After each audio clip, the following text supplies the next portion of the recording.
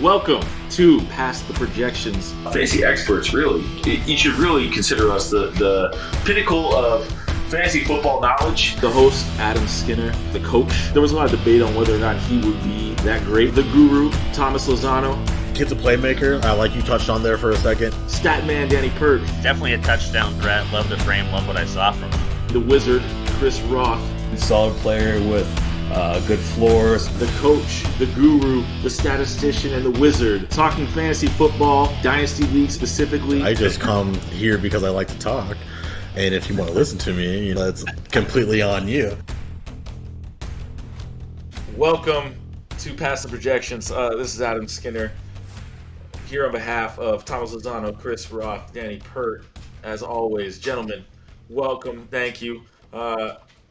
Excited today, actually. Jeopardy is what we are playing. We're going to play a beautiful Dynasty League fantasy football Jeopardy that I have painstakingly put together over the last week, preparing to stump these three gurus in a plethora of different topics, which if you have the video, you can see on the screen.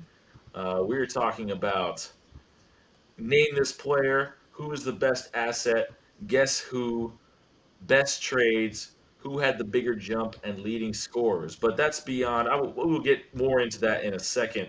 Let me start with you guys. How you guys doing? How's the week been? I know we're talking always Dynasty Fantasy Football, but Danny, you're about to have a baby. How are you handling everything? I am. It's a big week for me. Got a baby probably coming out the next week, little boy. So I'm pretty excited about that. A little nervous, a little stressed, but yeah, looking forward to it. Yeah, I'm glad you're here. You're about to do some Jeopardy. You take your mind off of everything and answer some fantasy questions. Yes, sir. Always ready to go. Thomas, how you been? I've been good. Out here in Denver, the weather was beautiful over the weekend. Was outside a few times. I'm not going to say when, but made a trip to the casino this weekend as well. Made a few bucks. That was fun. What'd you play? We played at blackjack. Mm-hmm. We're doing 3 per table, so Yeah. just kind of had to make it work, and it was a good time. And then watched some pretty entertaining UFC fights last night. Right. Adesanya. Yeah. Oh man. Yeah. First loss. He got upset. He was Unreal. unsuccessful. Yeah, I mean that's a tough feat there, though. Moving up in weight to fight, the guy who's heavier than you, the champion there. Yeah. And even then, it was, arguably a pretty close fight there. I heard it was boring. I didn't see it, but I heard some of the hype. It's just when you get 2 guys that high level, you got 2 champions in the weight division. It was tactical. You don't want to make it. You don't want to make a mistake, because it could be the end of your night pretty quick. It is, exactly. You make that one mistake. Yeah. I was watching Mike Tyson's greatest knockouts yesterday, and it was like, you make one mistake, you're done. Yep. And that's what, like a 7-minute video at least. Oh, it was 45 minutes. Did anybody see the terrible dunk contest tonight? No. Oh gosh, you didn't Was it miss bad? anything. Didn't watch any of the All-Star activities. It was really bad. It was really bad. Just go YouTube the winning dunk in the dunk contest, and you'll shake your head. It's disappointing. Well, I was looking for highlights. I actually went on to see. I saw the 3-point contest highlights. I saw the skills contest. I didn't see anything about the dunk. There's a reason for that. There were none. Oh, They're basically guys doing dunks I've seen in games for the dunk contest. There was only 3. There was 3 kids, 3 young kids. Obi Toppin, a couple younger guys that weren't very good, not very good players. First of all, but they only started with 3. 2 of them made the championship, and they each had the 1 dunk in the finals, and the dunks were pretty awful.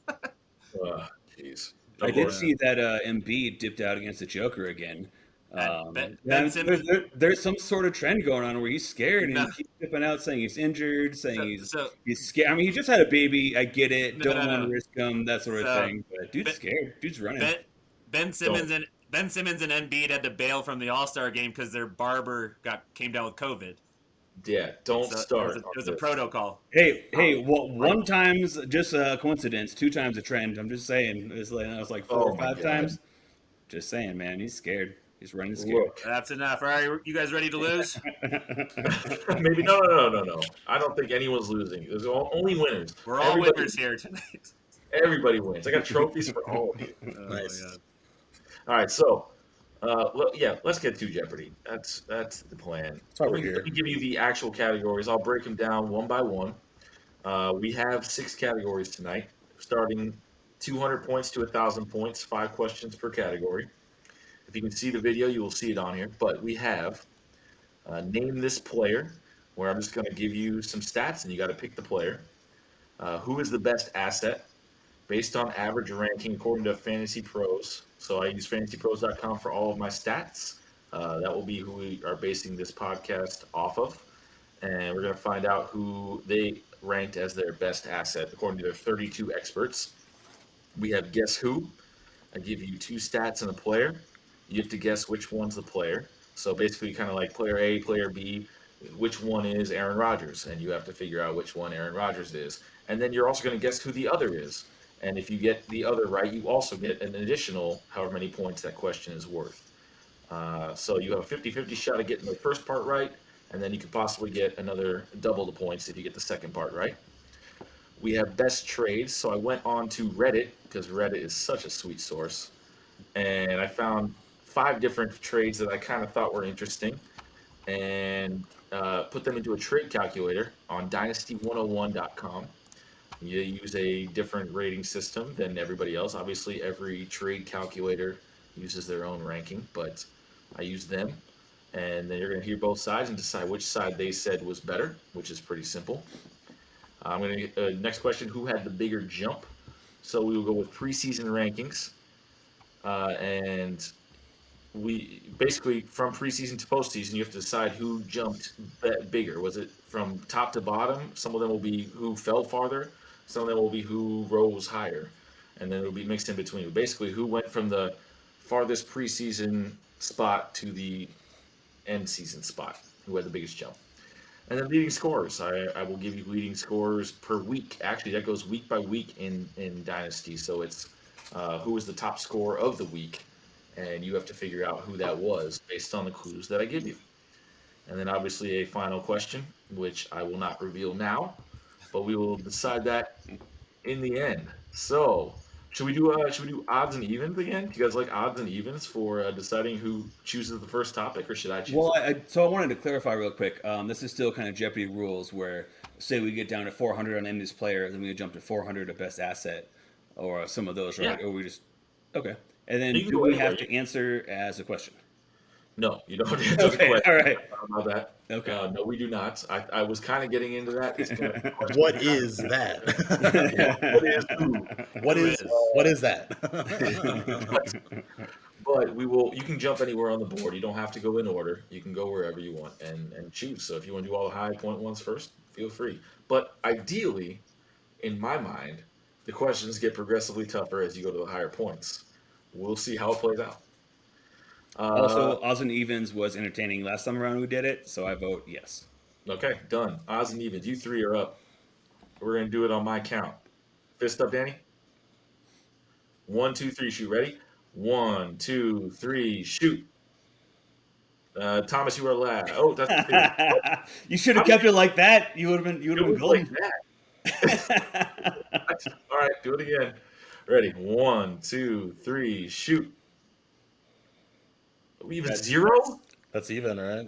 Thomas is. Oh, actually, yeah, technically. Why would I know it is. No, I know it's even. It's just Thomas is going. He's pulling out all the stops right now. All right, he's still saying ready. 1, 2, 3. Shoot. All right, I'm gonna go. I'm gonna go last. Oh, Danny had a 2. Pick the damn category. Oh my gosh. Yeah, Danny did too. It's like so I'm Danny keeps number putting one. up the same number Both that you we're guys putting did too. up. Like No, I just won that. it's like waiting for our number to go up. Let us see his 2 go up. Thomas is going rock, paper, scissors. Ready? Pick the damn number. Rock, Pick the category. Who cares? paper, scissors. Ready? 1, 2, 3. Shoot. Thomas wins because Danny didn't participate. Yep. All right, Thomas. Danny It was forfeited. me? Oh, I didn't. It's all right. I don't care. Let's go. No one cares. That's why we do it. It's entertaining for everyone. Exactly. No, it's not. Especially not Danny. It's definitely Thomas, not. You are on the board. What is your choice? Where are we starting? I was entertained. Let's go ahead and go best asset for 600, Adam. Who is the best asset for 600? And the question is, Wait, oh shoot, 600. Oh, You yeah. can't yeah. start at 600. Yeah, you can do it. You can choose whatever he wants. Why I couldn't thought you started at 2 and build up. No, You the said the best questions get asset harder. Okay, based all on right. average ranking. Okay, Have all you Is watched it right. Jeopardy? Oh my god. is the best asset based on average ranking David Montgomery or Joe Mixon? So you Based on guys will average ranking right This now, is based on career-wise, average right? ranking in dynasty leagues. Who is the best asset, David Montgomery or Joe Mixon? This is according to fantasypros.com. They're 32 experts. It's based on their average ranking on that site. You have to decide who they think is the best in the end. You're going to put this in the chat at the same time. Chris already answered I got too immediately. excited. But you put You it in can the tell chat, why. you hold until I tell you to answer, and then you put it in, and I will read the answers. So, Chris, have you been listening to any of the rules or? No, no, God apparently not. damn! I got too excited. Holy I just shit! got so excited. it's okay. Here we go. You guys have 5 more seconds. Ready? 5, 4, 3, 2, 1. Post.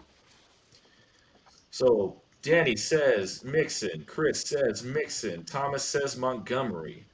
The correct answer is. Oh, scroll too far. Not far enough. It's right here. Joe Mixon. Joe Mixon is 18th according to Dynasty Leagues. David Montgomery is 21st. What do you guys think? Sounds right? I agree with it. Obviously. I definitely think Montgomery is definitely a sell high. While Vixen's definitely a buy low. I mean, they should be close, but It seems like the biggest thing with Mixon is he just has that more untapped potential.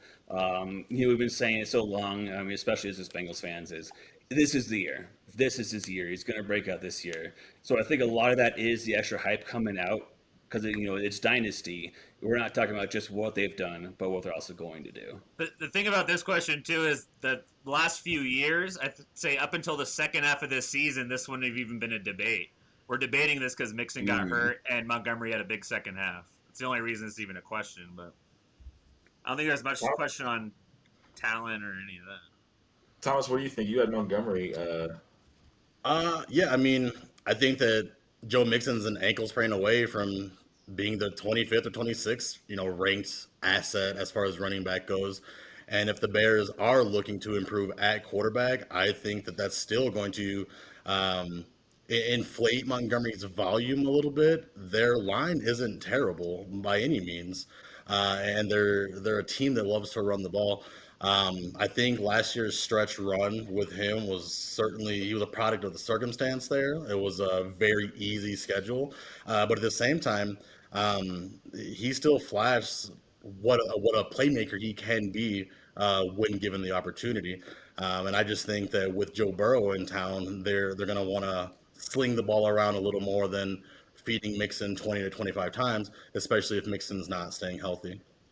Yeah, honestly, Montgomery had some inflated stats, which we'll actually get into later in this Jeopardy game. But Mixon's always been hurt, and Montgomery's younger, and he's had a decent year. So that's an interesting one in my mind. But the results are what they are. And Danny and Chris, you both have 600 points to start. Danny, Who's on the board? Danny, you were next. What are you thinking? I guess we'll go with the same category. Who's the best asset? 400. Who's the best asset? 400. Is it Justin Jefferson or DK Metcalf? Interesting. This is Dynasty League as of right now.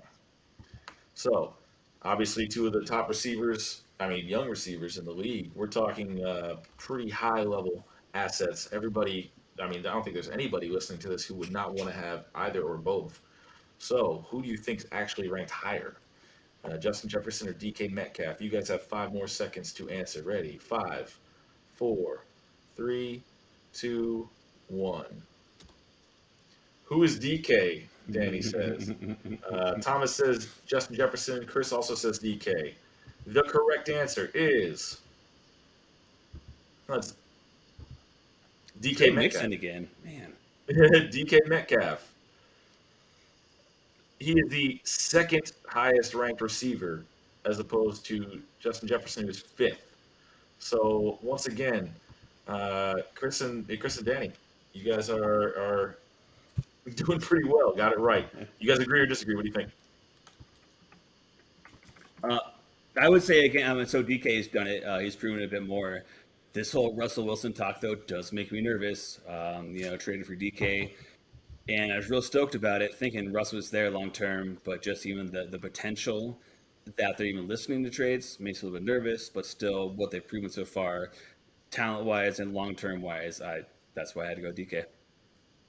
Yeah, I agree with it too. I think DK should be a little higher. The Russell Wilson situation is scary, but I mean, Justin Jefferson's quarterback situation is safe the next year or two probably, but his long-term situation is also a little murky. I don't think people love Cousins long-term, but he can produce good fantasy wide receivers. We've seen that. Thomas? Yeah, I selected Justin Jefferson here for kind of the reason we're talking about with Russell Wilson. If he loses Russell Wilson, it's a pretty severe downgrade there, I think, on his value. I don't think he's going to get the ball as much, especially down the field. The other thing with DK and the Seattle Seahawks, just in general, that first 8 games last year, he put up monstrous numbers. His last 8 games, however, rather pedestrian. They just chose to run the ball more and more just because that's the type of scheme Seattle wants to run. Even with Russ there, that's the team they want to be. They want to be a running team. And I just think that kind of takes away more of those opportunities from DK. He doesn't get targeted a lot as is, but to take even 1 or 2 more targets away, I think is going to hinder his value just a little bit. Agreed. I like the assessment. Chris, you are up next. Where do you think we are going on this board? Can you scroll over again? Let's see the categories. I want to switch it up a bit. Absolutely. Don't I get to keep going till I lose? Until I No, get we're something gonna wrong? We'll go one by one. I'm going to zoom out so we can see the whole thing at all That's times. fine. Yeah, perfect. Let's go. Guess who for 200? Guess who for 200. So I'm going to give you 2 stats and a player. You got to guess which one's the player, and then you're also going to guess the other one. So you're going to say What? you're going to you say guys A or both? B. Yeah. So you're going to say A or B. For instance, Tyler Lockett. Which one's Tyler Lockett? Is he player A? Okay. Well, he had 100 catches on 132 targets for 1,054 yards and 10 touchdowns, or is he player B, who had 83 catches on 129 targets for 1,303 yards and 10 touchdowns? Which one is Tyler Lockett, A or B? And then bonus points, who is the other player? Oh, You have man, some that's a lot tougher than I thought. Yeah, I know, right? So I mean, it's a 50-50 on getting the player right, so that's not that Wow. bad. But Can then you, you also you repeat it one more time? yes, it is. Which one is Tyler Lockett? Did he have 100 catches on 132 targets for 1,054 yards and 10 touchdowns? Or B, 83 catches on 129 targets for 1,303 yards and 10 touchdowns? Do we And I will zoom in. so do you can we see it a answer the little bit player? Do we answer the other player we think it is as well, or do we wait on that? better. Absolutely, you answer at the same time. You say which one you think Lockett is, A or B, and then you say who you think the other player is. It's a random guess. And Yeah, this is okay. a 200 level, too. Man. I'd be surprised if either of you got any of these. The second one's just a bonus. All right. Exactly. If you could possibly name the other player, that'd be amazing. Okay. All right. We have 5 more seconds. Ready? 5. I guess. Oh, yeah, I got to type it in. Hold on. Yeah, hold up. Somebody say which one he is, A or B. I see your screen moving, Dan. You looking at stats? Are you cheating? Yeah. That's how I'm finding. I'm Googling the other guy's numbers. Right, here we go. 5, 4, I don't think it's allowed in Jeopardy. 2, 1, go. So we have Chris says, wait, why do you say A is Ridley? Chris, you didn't clearly understand which I was talking about. So I said Tyler Lockett was B. Oh, T-Y. T-L. I got you. Yeah. That's Tyler Lockett. And I just capitalized Y, so as I was running out of time, I was getting nervous. No, you're okay. So And Chris also says, A was like, oh no, type someone. all 3 of you said he was B. And all three of you said A. Well, Chris said A was Ridley. Thomas said A was Deontay Johnson, and Perk said A was Diggs. Look It's at the wrong. answer. It's wrong. Mine's I'll wrong. tell you all, you were all three wrong. Yeah. Tyler Lockett was A. He was a 100-catch player this year? Oh, wait, no. Which one was A? Hold on, go back. A, He was a 100 100-catch player catches. this year. I didn't think he broke 100. 100 catches, Wow. 132 targets for 1,000 yards. DK Metcalf was the other player. I made that one as easy as possible because they were on the same team. Tyler Lockett was actually Oh, man, I almost said DK too. That's the 8th wild. ranked player. DK was the 7th ranked player in all of fantasy. The only reason I didn't is because we just talked about it in the last question. I didn't think it would be, but it's a Adam's different sneaky like category. that. He's I should have. sneaky. I Tried to get sneaky on should have that. gone with it. That's stupid. Well, Huh. it's funny you guys chose them back to back because it's. I would never have put them. Yeah, back to back. exactly. I was thinking of it like they were, but they were mixed up. So just randomly, that coincidentally they were the same player. Damn. I can't believe every single one of you got it wrong. Go figure. Do you That's guys not are you guys good. actually experts? They are one of those. They are like the I don't know, like one of the top sneaky wide receiver duos out there.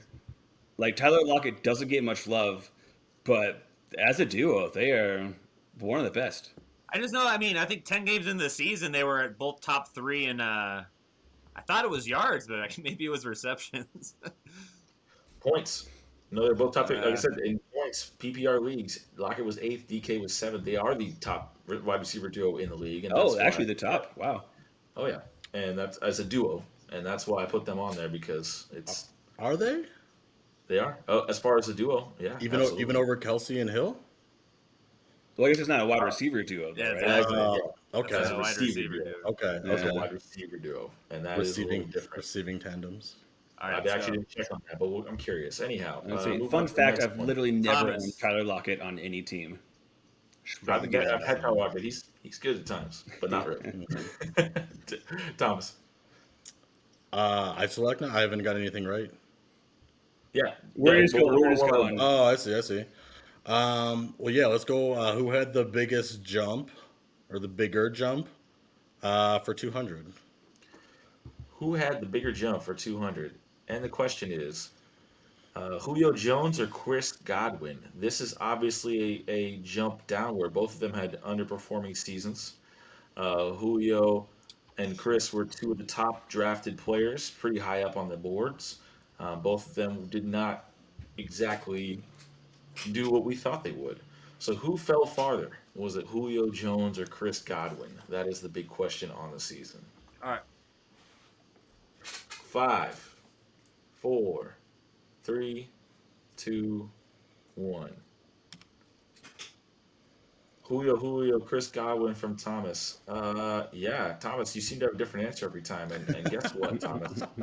Wrong again. Guess what? You're wrong. It was Julio. Julio preseason was the 4th ranked receiver. He went to 52nd. Chris Godwin was 6th ranked, and he went to 31st on the season. Thomas, how do you feel about yourself at this point?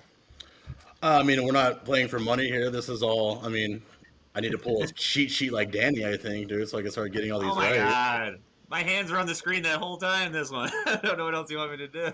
But I mean, at the same time, this is just kind of. Yeah, I mean, I don't feel terrible about it. This one came down to, honestly, I For knew fantasy pros, everybody's gonna have a different answer, I think. I knew preseason they were similarly ranked. This one came down to who I remembered missing more games this year, basically. I'm pretty sure Julio missed more games. And that was the biggest factor, actually. His numbers were way down because he missed a lot of games. Chris Godwin did not, which helped his numbers, but still. He missed some, but A yeah. lot it of was a minute. the worst see, when he was on the field. He just misses games, but he still performed. Not as much as the hype had him performing, but he still performed. My biggest rebuttal there is, I mean, I don't know about Julio at 4th in the preseason, but I guess that's what it was. Well, it was 4th in the redraft. That was a redraft ranking because these are definitely not dynasty rankings. As far as Julio, and this was basically just based on the stats going into the season. Okay. So for Julio in dynasty, he definitely wasn't 4th overall, but he did not perform up to his level in general. for the rest of this category, for the biggest fallers, it's their redraft ranks to start, and then their dynasty ranks. That is true, and that I did not know. I thought it was right. I thought it was all dynasty. This is definitely based on redraft. Yeah. This one, Okay. because it's just based on pure stats. This is based on their stats going into the season. 2020 stats. Good to know. Preseason and postseason. So that's the trick. Good to Is know now. to get into Adam's head before the question. Imagine what he's asking, and then go from there. You know what? That's a strong possibility. You know what? Start doing that. All right. Give us more points. Give Thomas 0. Let's go. I believe, kind of keep a track here. I believe Thomas is still at 0. He is. It is And 12 Danny and I are tied, right? at 1,200. Yeah, you both have you've all had the same answers. You two have had the exact same answers. Thomas has all been of different on every one except for the one he should have been different on. Nice, Bert. Exactly. Dan, you're Should have picked Metcalf on it. Let's go. Just name this player 400. all right. Name this player 400. Any question? Thomas. This 7th-ranked quarterback in 2020, playing in the AFC, had the 4th fewest interceptions by a starting QB and the 5th most rushing touchdowns, posting a 33-7 touchdown to interception ratio and 7 scores on the ground. Who is it? He was the 7th-ranked quarterback in 2020, plays in the AFC. Yeah. He had the 4th. What's Thomas looking at now?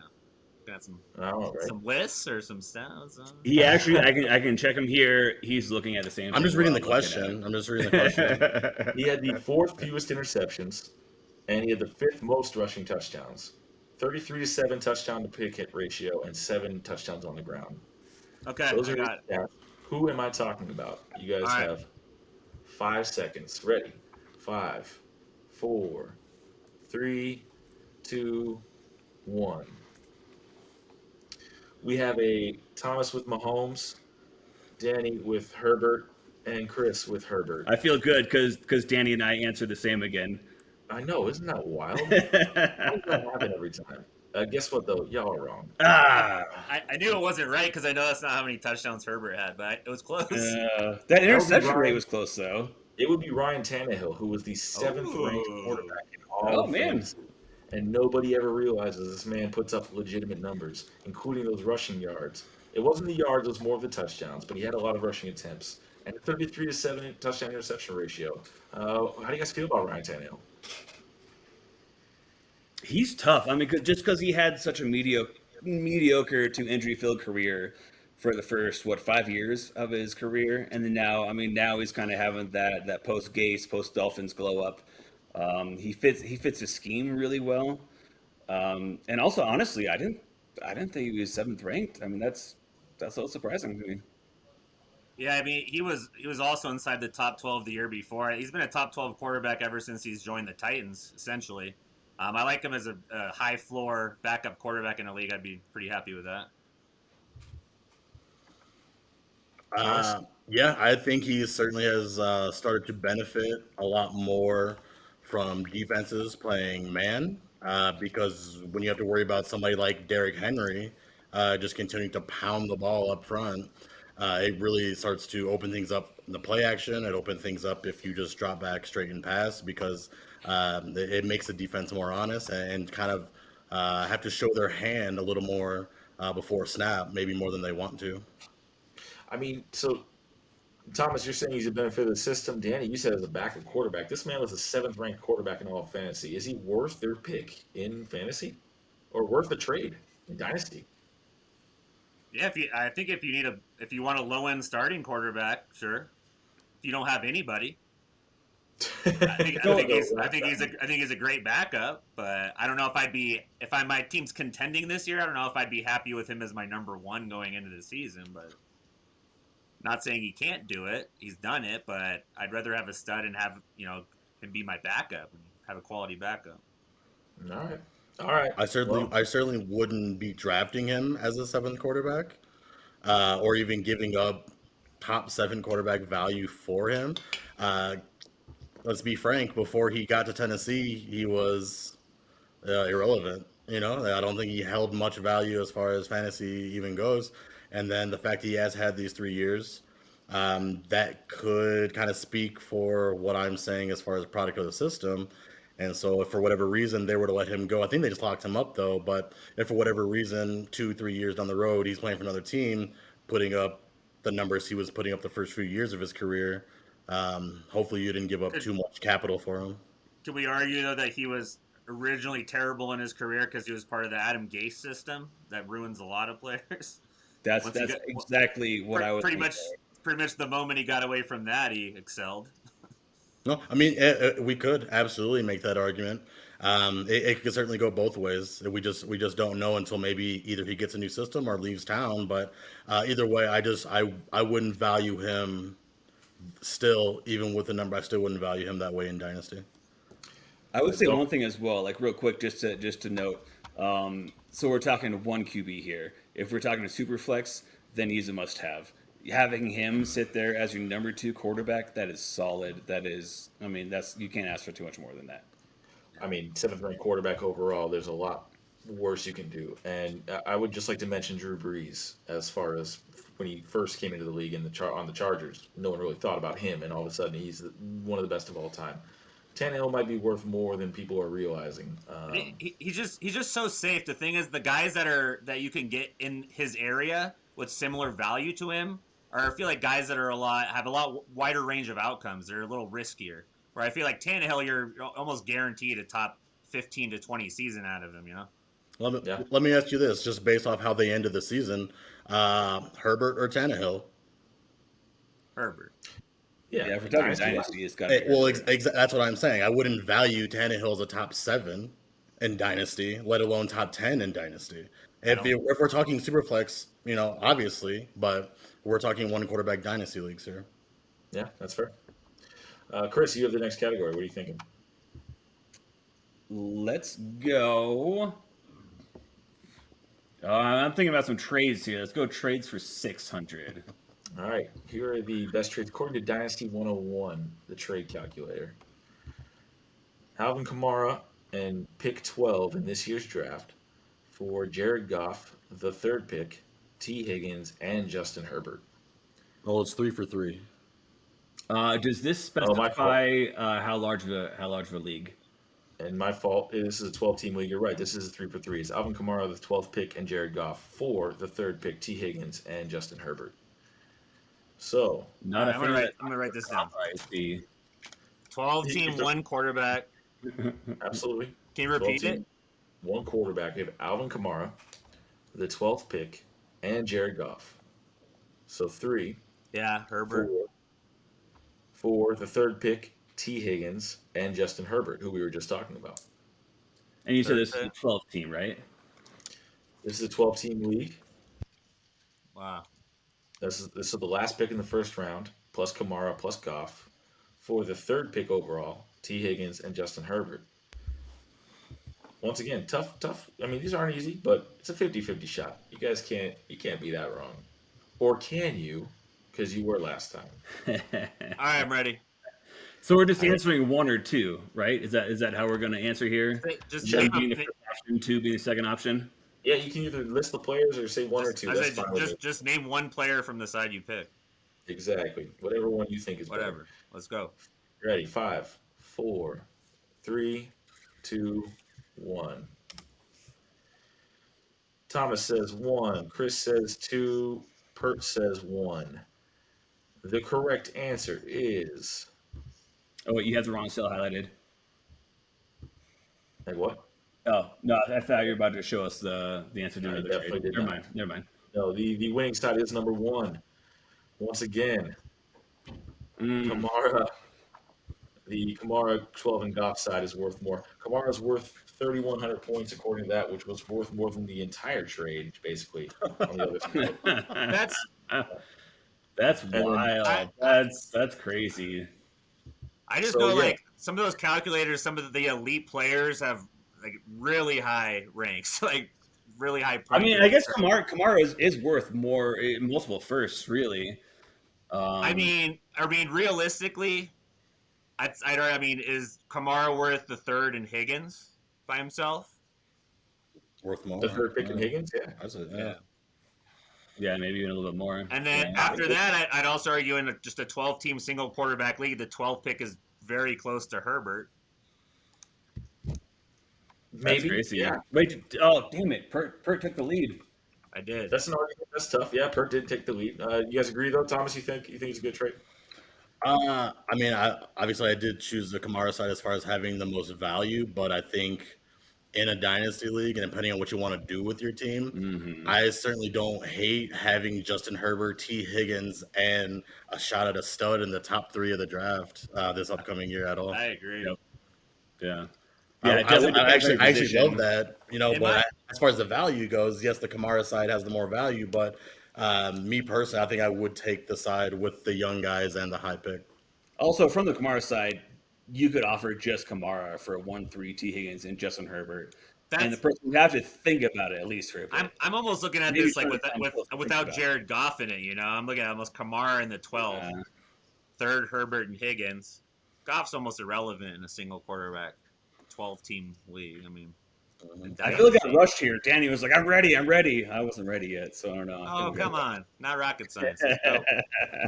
We do have to move. We got some Apparently it is for Thomas sitting there with I'm just going to Yeah, say Adam's in 200 charge. points. Not you, Danny. Adam's in charge. Oh, competitive. You're getting competitive. It's all right. It's only the beginning. Wait till it gets down to the end. how much was that question worth? 600 points. Dan, you were sitting at 800.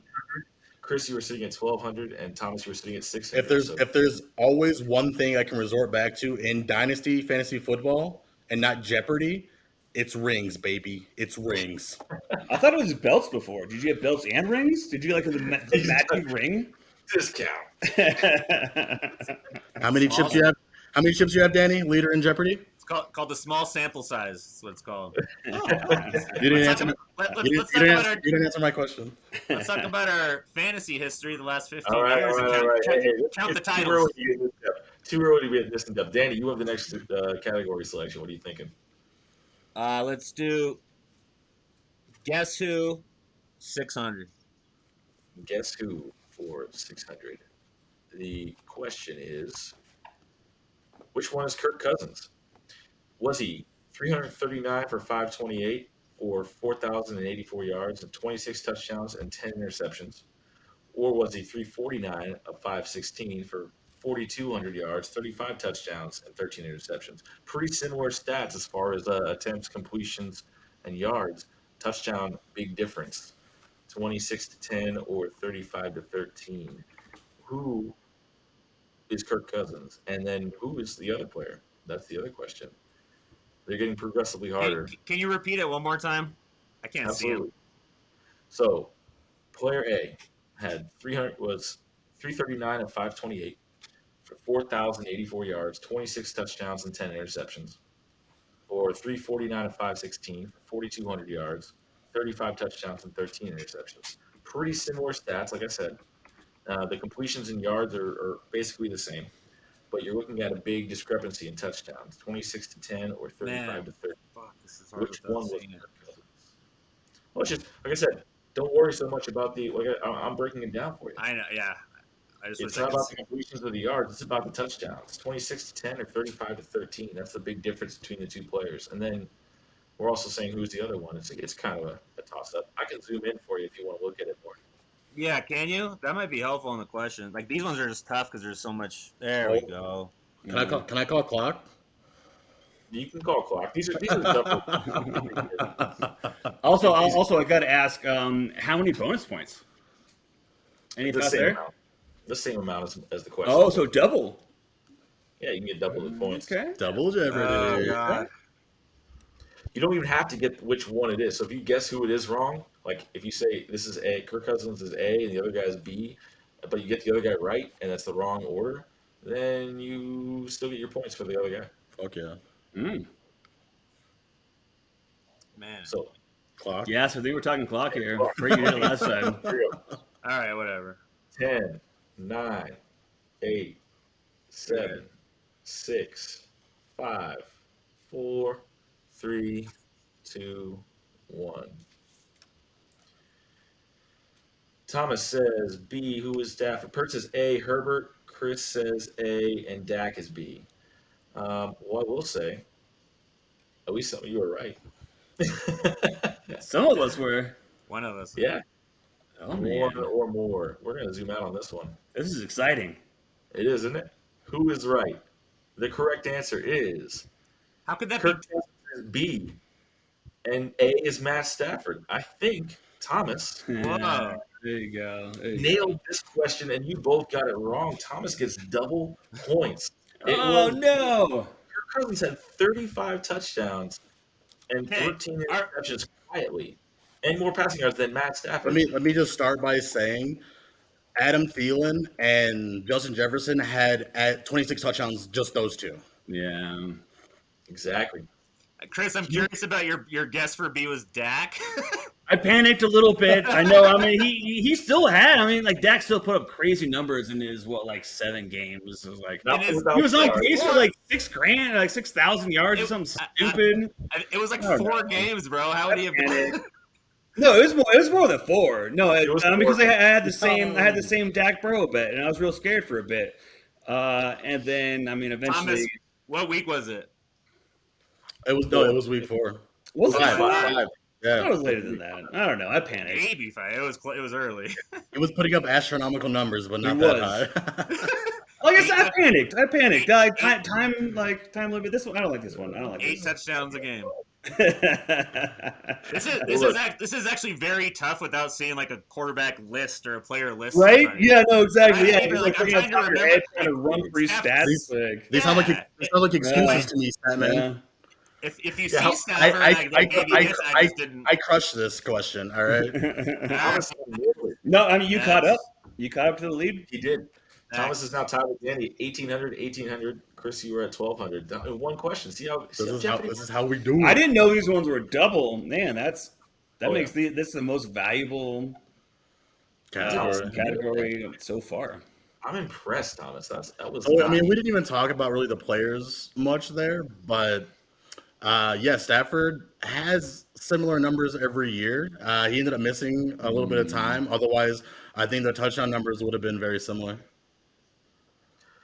Yeah, I mean, Kirk Cousins had a sneaky good year. Stafford had all of his receivers were gone. His running game, I mean, his line was decimated. He's on the Lions at the time. Mm-hmm. He actually had a pretty decent year as far as touchdown interception ratio. His just numbers were not quite as good as you're used to without Kenny Golladay. I mean, it was really just Marvin Jones and a bunch of rookies. Hawkinson, TJ, yeah. Quintez Cephas. Yeah. I, for one, can't wait to see what he does on a Danny on a better team, Amendola in a was better organization. doing well for them for a couple Great. weeks. No, Chris, I agree. The watching Stafford going to LA is going to be interesting. That's something to watch this year for sure. And he's a tough dude. He played his broken back, torn ligaments. Like, it's gonna be give him a winning team. Mhm. Kind of curious. Danny, you have the next choice. Where are we going? I think I just pick that last one. No. No, That was did you? Thomas, I think I right? did. Yeah. I don't know. Well, I thought Thomas did, but Okay. I got it right. I got it should have right. been Thomas. Let's go. Who has the bigger jump? 1,000. Oh, Danny got mad. Need my All lead right, back. big Big lead. jump, Getting guys. cocky over here. You have a choice of 4. These are the biggest jumps from each position in fantasy. So these are based on this year's preseason rankings and redraft, and then based on how they ended the season. So this is all fantasy. Who jumped higher? Of quarterbacks, Justin Herbert had the biggest jump. Was it James Robinson of running backs who had the biggest jump? Was it Chase Claypool of receivers who had the biggest jump? Or was it Robert Tonyan of tight ends who had the biggest jump? Different in positions. all Fuck. of fantasy? Yeah, one of each. The biggest quarterback. You chose a 1,000-point question. These are not. This is the hardest one. You didn't even work your way up to it. Yeah. Most people do things normally. You guys did not do things So normally. But not Danny. We choose one of the 4? Yes, Okay. it's who had the biggest jump of the 4. To reiterate, the ladder rankings are their current dynasty, like where they would be ranked right now overall. Based on their Redraft. for 2020. So preseason? I thought, preseason redraft and then current dynasty, right? No. All Based redraft? on their 2020 stats, how did they end the year? Where were they ranked at the end of the season? Like based on their actual stats. No. Okay. I got you. So all We're about saying- last season. We're saying redraft, they projected this guy to I be. got you. on this level. But at the end of the season, he actually ended up being this rank All right. I'm ready. overall. So we're talking about 4 guys. Where did they jump? Who had the biggest jump? Because each of their positions had the biggest jump in all up, not down, but up. They were bigger jumps, but they went the opposite way. I feel like that's worthy of the 1,000 point category there. I mean, Tough. I just thought just because there are 4, and that's what Should made we this be work. losing points for getting these questions wrong? No, because then we would have a really sad No, that'd be score. terrible. Okay. You would be like negative 800. That's not true. That's not entirely true. No, that is entirely true. You It's got partially true. 4 wrong, 5 wrong. Well, then you guys, where would you guys be at? All right, here we go. 600 total? 5, 4, 3, 2, 1, go. Thomas says James Robinson. Chris says Robert Tonyan, and Pert says Robert Tonyan. That was my And guess second what? guess, is Robinson. Mm-hmm. You're all wrong. Oh, yeah, really? Chase Claypool? Nope. Really? It would Herbert be was Justin Herbert rated that low? He was not ranked. He was so low, he wasn't even on anyone's top lists. Of the top 350 going into the draft, he was not drafted. Really? Average draft position, he was undrafted. Nobody drafted Herbert in 12-team standard leagues. No, we're talking. PPR league. Oh, we're talking redraft. Forgot that. This is weird. So I was gonna say Dynasty for sure. People are drafting Herbert. He Right. went what, third in? Well, I couldn't find. Unfortunately, they didn't have Dynasty. I didn't look up. The Yeah, Dynasty. no, that's fair. That's fair. Okay. I didn't think about that. Actually, now I thought about that. That would have been Yeah, the it's better way. confusing. Very confusing. All right. All right, But yeah, are we- but also Are we a like dynasty position football scarcity, that sort of podcast, stuff. I or- mean, I'm We can go that confused. All right. Well, we'll just skip that category. We'll black it out. interesting. Now, Okay. we'll- All right. No, that's okay. All right. No longer- I mean, Yeah, luckily we're not category. playing by Thomas's. No rules. harm, no We foul. all Yeah. really need 1,000 Done. points because that would be rough. And goodbye. and gone. Wait, what was Montgomery Gibson? I like Gibson. Okay, that makes sense. Kittle or Jimmy Graham? Jimmy Graham. I know, right? Huh. And Tannehill, yeah, that makes sense. It's a shame. No it's one a likes shame. him. We would have fun. Would have fun doing these categories, but No one except for people that wear like weird green shirts actually like Wentz. We got a that's lot damn left. shame. That's true. Actually, this is taking longer than I thought it would. It's all right. Skip over it. All right. Who's up? This will be Chris. You are your selection. What do we got? Let me scroll up to get all of these. Let's go leading score is 200. Let's reset Okay, leading the game scores. board a bit. Absolutely. Open it up. Leading scores. This player scored 57.9 points in a Week 12 win to put up the highest single game total of 2020. But he wishes it happened in their second meeting, though. All right, Who got was it. it? Probably wrong, but This player put up 57.9, the highest single game total in Week 12 in a win in 2020. But he probably wished it happened in the second meeting. Who was it? Think for a second. Here we go. 5, 4, 3, 2, 1, 0. We have Pert says Stephon Diggs. Chris says Patrick Mahomes. Thomas says the Cheetah, Tyreek Hill. fuck, it was Hill. That was before the playoffs. Was And it? yeah, It was Hill. it sure was. Tyreek Hill. Yeah, I knew it right. after 13 you said it. catches, 269 yards, 3 touchdowns at Tampa Bay. How did I not Of course, get he probably wished he had in the second meeting. Mhm. But yes, Okay. that was definitely the man. Thomas, once again. Nice. How'd you know? I mean, obviously, you just know your stuff. What He gave you- has what them. gave you- I own Tyreek Hill in 2 dynasty leagues, and it clicked in my head when I saw the first set of information there. Danny and I were on the highway driving to the casinos from his fucking mom's house in Arizona. Yeah, exactly. And he's like, Tyreek Hill's having the craziest first quarter ever, 200 Yeah. yards and Yeah. like 2 touchdowns already. I was like, that's insane. And so I was like, that's week 12. And he ended with right about, I think, 55 in one of our leagues or 56 in one of our leagues. So given the fantasy pros, maybe gives them a little bit more for the yardage. I think we have a yardage difference in ours, but And then Danny instantly tried and then to the trade second for him, meeting, right? the second meeting, he got the peace sign right in his face, so Sure Yeah. he did. didn't like that. He did not like that to end the Super Bowl. It's a darn shame. He had a terrible Super Bowl, but so did the whole Chiefs team. Tyreek Hill is Yeah. the answer. And then Diggs had a blow up game, but that was in the fantasy playoffs. That was what, 15 or 16? Week 16, I think. Yeah, 16. I'm Yeah. curious if that might come up later. Whoops. I'm not sure. Well, that's a We'll free, have to wait and it's a free see. point right there. 3 points. No, All right. no way. Let's All right, who is up? Let's see. Was it did Thomas pick? Oh, Chris did. So that will be Thomas now. Your selection. Nice. What's our score? The score is You Thomas have taken the lead. Oh, wow. Weird. Thomas at 2,000, Danny at 1,800, and Chris at 1,200. Yeah, let's go back to leading scorers for 400. All right. Leading score is 400. And the question is, this player had the highest point total of the week 3 times, the most by any player in 2020. So 3 times this year, this player scored the most points in all of fantasy football. Who was it? He did it more than anybody else. So you're looking for a consistent stud. I'm ready. PPR leagues, We don't care, Kurt. Dynasty League. You gotta stop rushing the clock, bro. Danny was immediately ready. Of course he was. Exactly. I'll give you guys. I will Negative I will 18 points. I will ramble for a minute, and let you guys think, and then I will throw up the timer, which I will throw up right now. Give the old thumbs up if you guys are ready, though.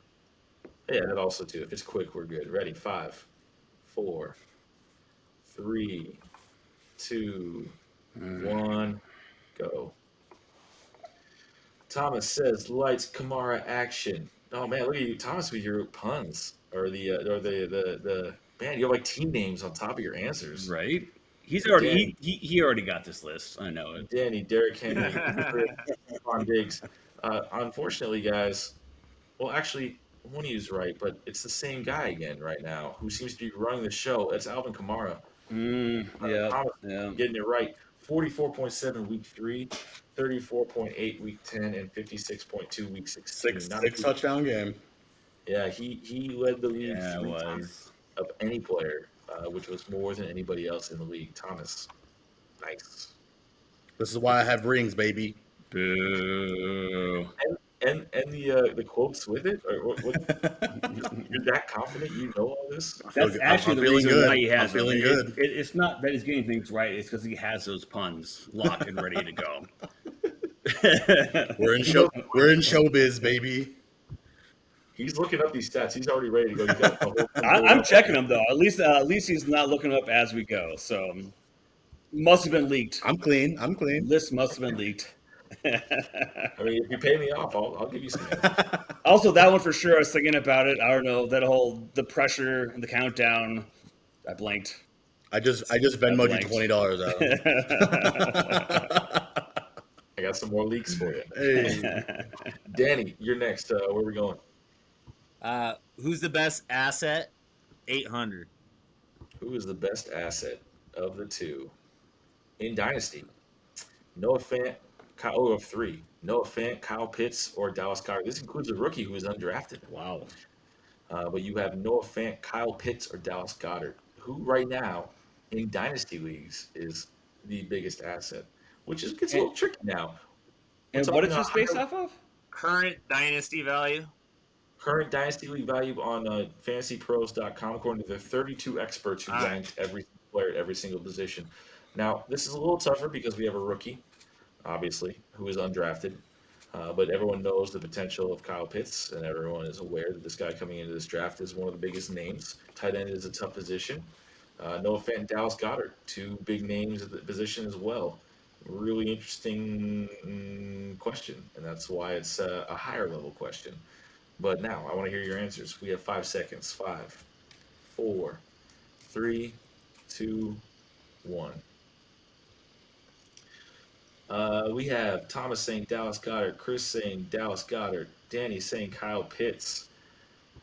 Of the 3, the correct answer is not what any of you said. It is Noah Fant. What? I thought about it, but it was like Fantasy Pros. I don't know.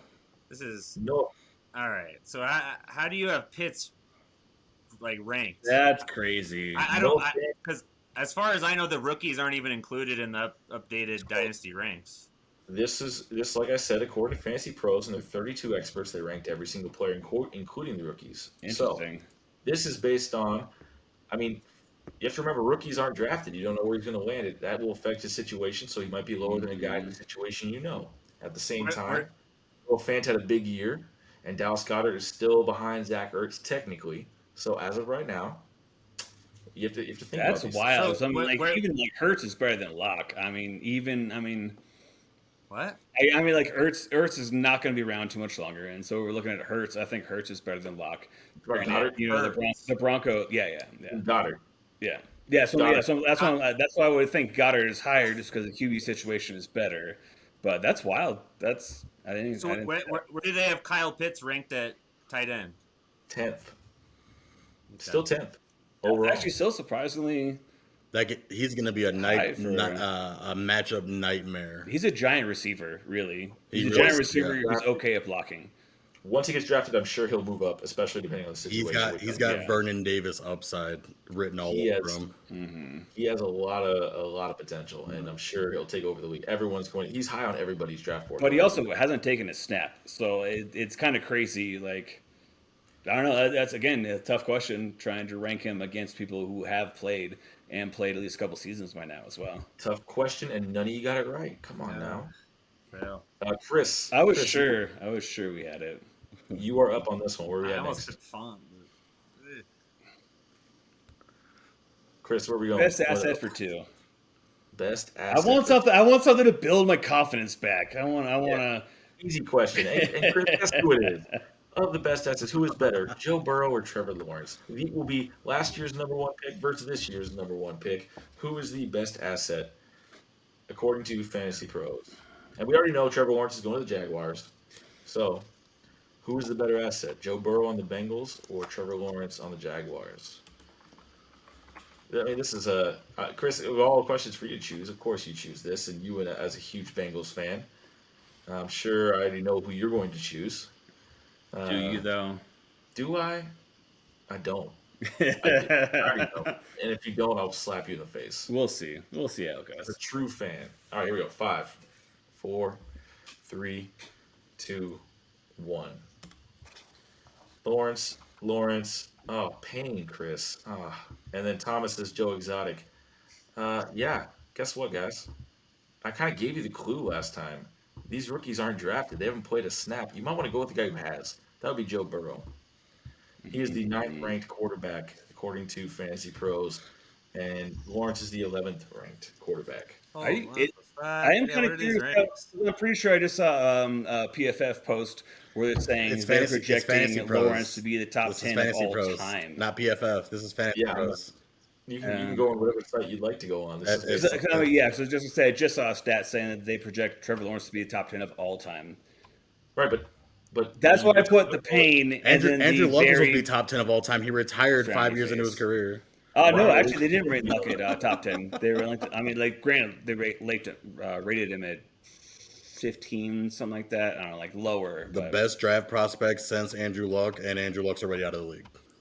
I'm Well, I mean, just that's saying, not. I mean, Joe Burrow has played in the NFL, has shown he can actually play in the NFL. Lawrence has not, and he's coming off an injury.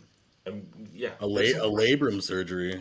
yeah, there might be more questions there than the guy who's actually played in the league. on the rewatch, just watch the pain in my face as I type that in, along And with got the it pain wrong. and the frowny face.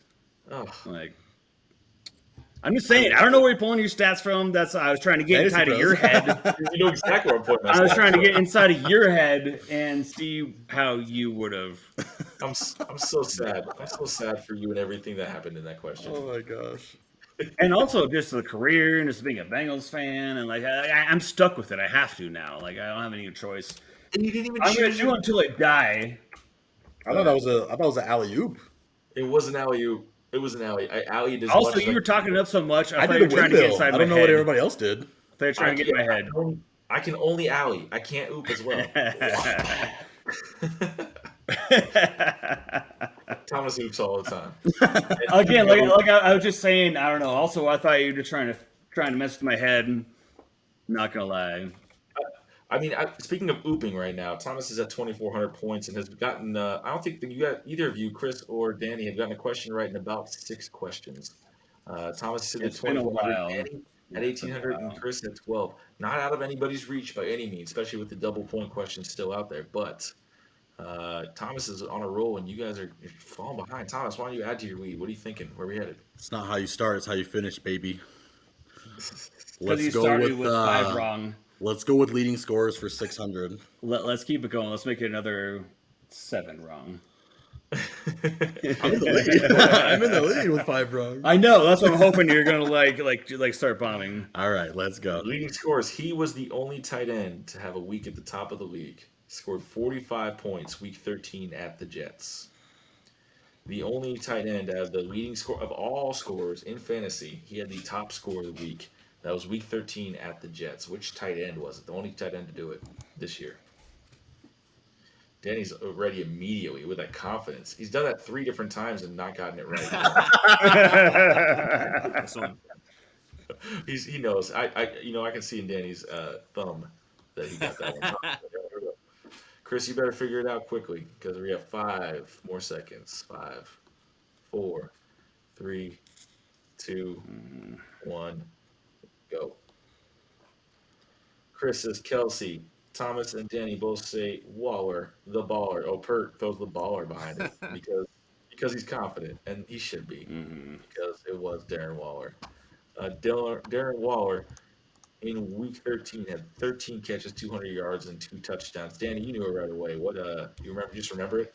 Yeah, it was huge. I remember it was a fantasy winning week for performance for people. I mean, because a lot of people's tight ends that week had 5, 6, 7 points, and then Waller came in and destroyed every matchup he was involved in. Yeah, those are memorable. I'm sure you're gonna remember that. Thomas, you too? Yeah, same. I actually was playing Waller that week, and I lost because he put up 45 from the tight end position. Yeah, it's hard to come back from that. You don't forget that. Yeah, I don't forget the one.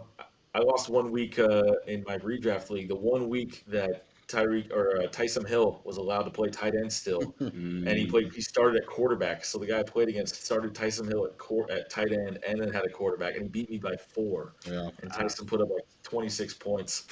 I missed the playoffs by that 1 game, and I would have won I'm not even gonna get into it. I also got to say, as my personal anecdote, I have zero memory of that, zero relations to that, and I was totally just kind of guessing. I have a terrible memory. It's due to a bad youth. I don't know. I hung out with a weird crowd. It's also might have something to do with your fantasy standings. I'm just throwing it out there. Wow. Wow. Hey, shots fired. Right shots fired. We don't need to see Phil. We don't need to see the Phil Adam hybrid. I mean, what dreamy eyes Phil's had. Look at that. All right, who's up? Danny, I believe. Or was that who picked that last one? Oh, that was Chris who picked that last one, wasn't it? Yes. I don't remember. No, it wasn't. Because I picked the 200 level. I think was that me? It was you, and now Danny is up. Yeah. Danny is your selection. Who's the best asset? 1,000. Ooh, the last of the best assets. Ooh, this is a fun one. I loved this one. Ooh, is this a per trade? Did you finally actually put one of his on there? No, but this is based on the average ranking. This is a fun one. I'm kind of curious what you think. This is the Alabama wide receiver one. Oh. Alabama wide receivers were selected. 2 of them last year in the first round. These other 2 were selected probably in the first round this year. Who right now in Dynasty is the best asset? Are we talking about Jalen Waddle, Henry Ruggs, Jerry Jeudy, or Devontae Smith? Who in Dynasty is the best asset as of right now? As of right now, best dynasty asset. Best dynasty asset, and it's just the Alabama. I saw that there were for 2 years in a row there are 2 Alabama receivers going in the which is crazy first round, which is absolutely unbelievable on Alabama side. I almost threw Amari Cooper in there for a Thomas shout out, but that would be too easy because we all know Amari is worth more than any of these guys. But dynasty wise, who do you think is going to be worth the most as of right now for those 4? 5, 4, 3, 2, 1. Judy. Of course it's Judy. We all know. Jerry Jeudy of those 4. I mean, it was kind of... Next year, I think it's going to be Devonta, but... I mean, Devontae could, but it's... You never know. If he It's stays the- healthy it's a the- year, there's It's the no question. It's always the question. question marks on Right. where they're even going to get drafted. We don't Yeah. know their role year one. We don't know where they're even going. We don't know if they're even going to be suiting up come week one. I think Jerry Jeudy showed this year he's got phenomenal footwork. Quite possibly one of the best route runners, if not the best route runner, arguably in the league. Um, he's gonna I be, mean, I think, higher up than these guys that haven't proven anything yet. yeah, he was an early first round pick last year. It did have not a great rookie season. I think a lot of people are still hopeful about his future. Two main reasons I picked this one is because this game has no love for rookies at this point. So I wrote those those two rookies off in the question, and Henry Ruggs sucks is my other reason. So Judy was Yeah. the easy answer. Also, apparently, they like the Broncos as well, just because they scored Noah Fant higher than Dallas Goedert. That was a big reason why I picked Judy as well. Here's the thing. I mean, you got to see that. Also, actually, I accidentally put Smith twice in there. It was Waddle. Waddle's ranked 51st. Ruggs is actually ranked ahead of Jalen Waddle as of right now. I thought that was interesting. That's insane. Nobody would. I mean, Waddle hasn't played a snap yet, though. I mean, that's not that great. I don't- Ruggs isn't that bad. The fact that we've seen Ruggs play snaps is what makes him drop. It's like, it's terrible. Exactly. And on top of Waddle that, I could think be now so much better. Devonta Smith going to the Dolphins at 3. Does that jump him over Judy? I say yes. For me, yes. That previous connection, that speed, they need that. I mean, they're going to rely heavy on a receiver because they don't have the guy on that roster right now. So if they get Devontae Smith there, like he's gonna catapult Parker, he's gonna catapult Williams. Like he's gonna be the number one real quick. I say, and even in Denver, even if we improve the quarterback situation, there's still a lot of mouths to feed there. I mean, we got Cortland Sutton coming back, Font, KJ Hamler. I mean, we have our running backs. Like he's still going to be, not targeted probably as much as Waddle would be in Miami. Also, Tua's going to take a step. Like everyone judges him real hard, saying they got to drop him and trade him, that sort of thing. He's going to take a step. He played half a season. Also had a super gnarly injury where, like, if they didn't treat it right away, he could have lost his leg. So I think he's going to take a step. Yeah, we'll see. I mean, also with the trade coming up, I like the Dolphins situation too. I'd still probably take Judy over him, but that's just me. Anyhow, we're going to take a quick break. I'm sure all of us need a quick minute. About halfway through, scores right now. Thomas sitting in the lead with 3,600 points. Danny in second, 2,800 points. Chris in third, 2,200. It's anybody's game. It's my game. Let's be real. It's Thomas's game. I mean, some of those guess who's you can get that guess who and catapult. Well, I've already shown I'm on top of it, so let's go. Very true. On the one that we had, the two that we had. Be back in a second. Like 5 minutes. 5 minutes, and we'll be right back. Gentlemen, welcome back to Jeopardy. We are going to continue. I actually received a score update. The scores are actually Thomas at 4,200, Danny at 3,400, Chris at 2,200. So Chris, who gave me the score update, put himself further behind, unfortunately. Even further. I'm honest, if not dumb. Yeah, I'll give You're you that. both. Well, and being honest and dumb, Chris, I'm going to actually give you this question because I forget who the person who was up is. So, Chris, your choice as last place. Where are we headed? Oof. Okay, all right. This feels good. I feel good about it. Let's go. Trades for 200. Trades for 200. You said it with a lot of emphasis too. I got real excited. Like I said, I got to build it back up. 1 for 1. Mike Evans for Terry McLaurin. Well, what's the better side on this trade? Mike Evans or Terry McLaurin? These are based on and these are based on Reddit. But actually, so the actual answer, these trades are from Reddit. The actual answer is based on the Dynasty League calculator on dynasty101.com. So that is who we are basing this answer on. Mike Evans for Terry McLaurin straight up in 5, 4, 3, 2, 1. We got Chris says Mike Evans. Thomas says Scary Terry. Pert says Mike Evans. Based on the nickname, I'm going to have to see. Thomas might be right. I don't actually remember this one, so let me see. Oh, it is. Thomas is right. Is he? Terry McLaurin. That's who I would have picked personally, but I figured Dynasty 101 would have had. I was thinking the same thing. Well, unfortunately, you were both wrong because Terry McLaurin's worth $17.89 on Dynasty 101, and Mike Evans worth $14.85. Thomas, with the nickname, you win it again, and that will give you another 200 points. What made you think Terry McLaurin? You could have argued that Terry McLaurin had more value than Mike Evans going into last season. And let alone another year passes. Terry McLaurin kind of did a lot more of the same. Granted, the quarterback situation is a little bit murky there. Mike Evans is starting to show a little bit of that decline. Granted, he still had 1,000 yards receiving and I believe double-digit touchdowns. You can't really knock the guy there, but in a dynasty vacuum, I'm gonna go with the young stud there. Danny, Tom, or Danny, Chris, you guys have No, Evans? I don't disagree with it. I was thinking maybe Mike Evans still had a little bigger name value at this point, which he probably does. But I mean, I would have taken Terry personally here, mainly because of the age, if nothing else. He's definitely several years younger. I gotta say one name value, but also Mike Evans is 27. It's not like he's ancient. He's not Julio Jones, AJ Green age yet. He's still, I mean, he can't be counted out for the next few years. And again, he passed 1,000 yards. It's his 7th time in his career, something crazy like that. Like, Yeah.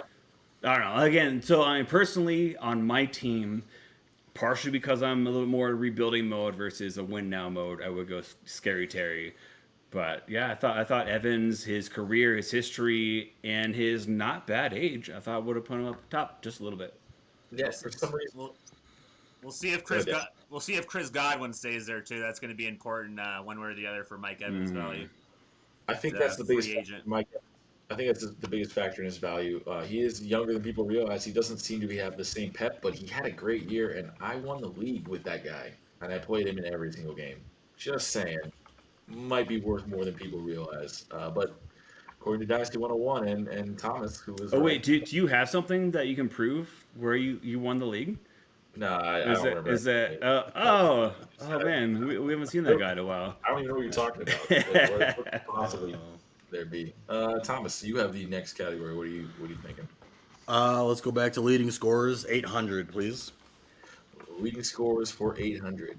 The question: this rookie turned heads with a 42.6 point performance in Week 4 against the Eagles, nabbing top honors.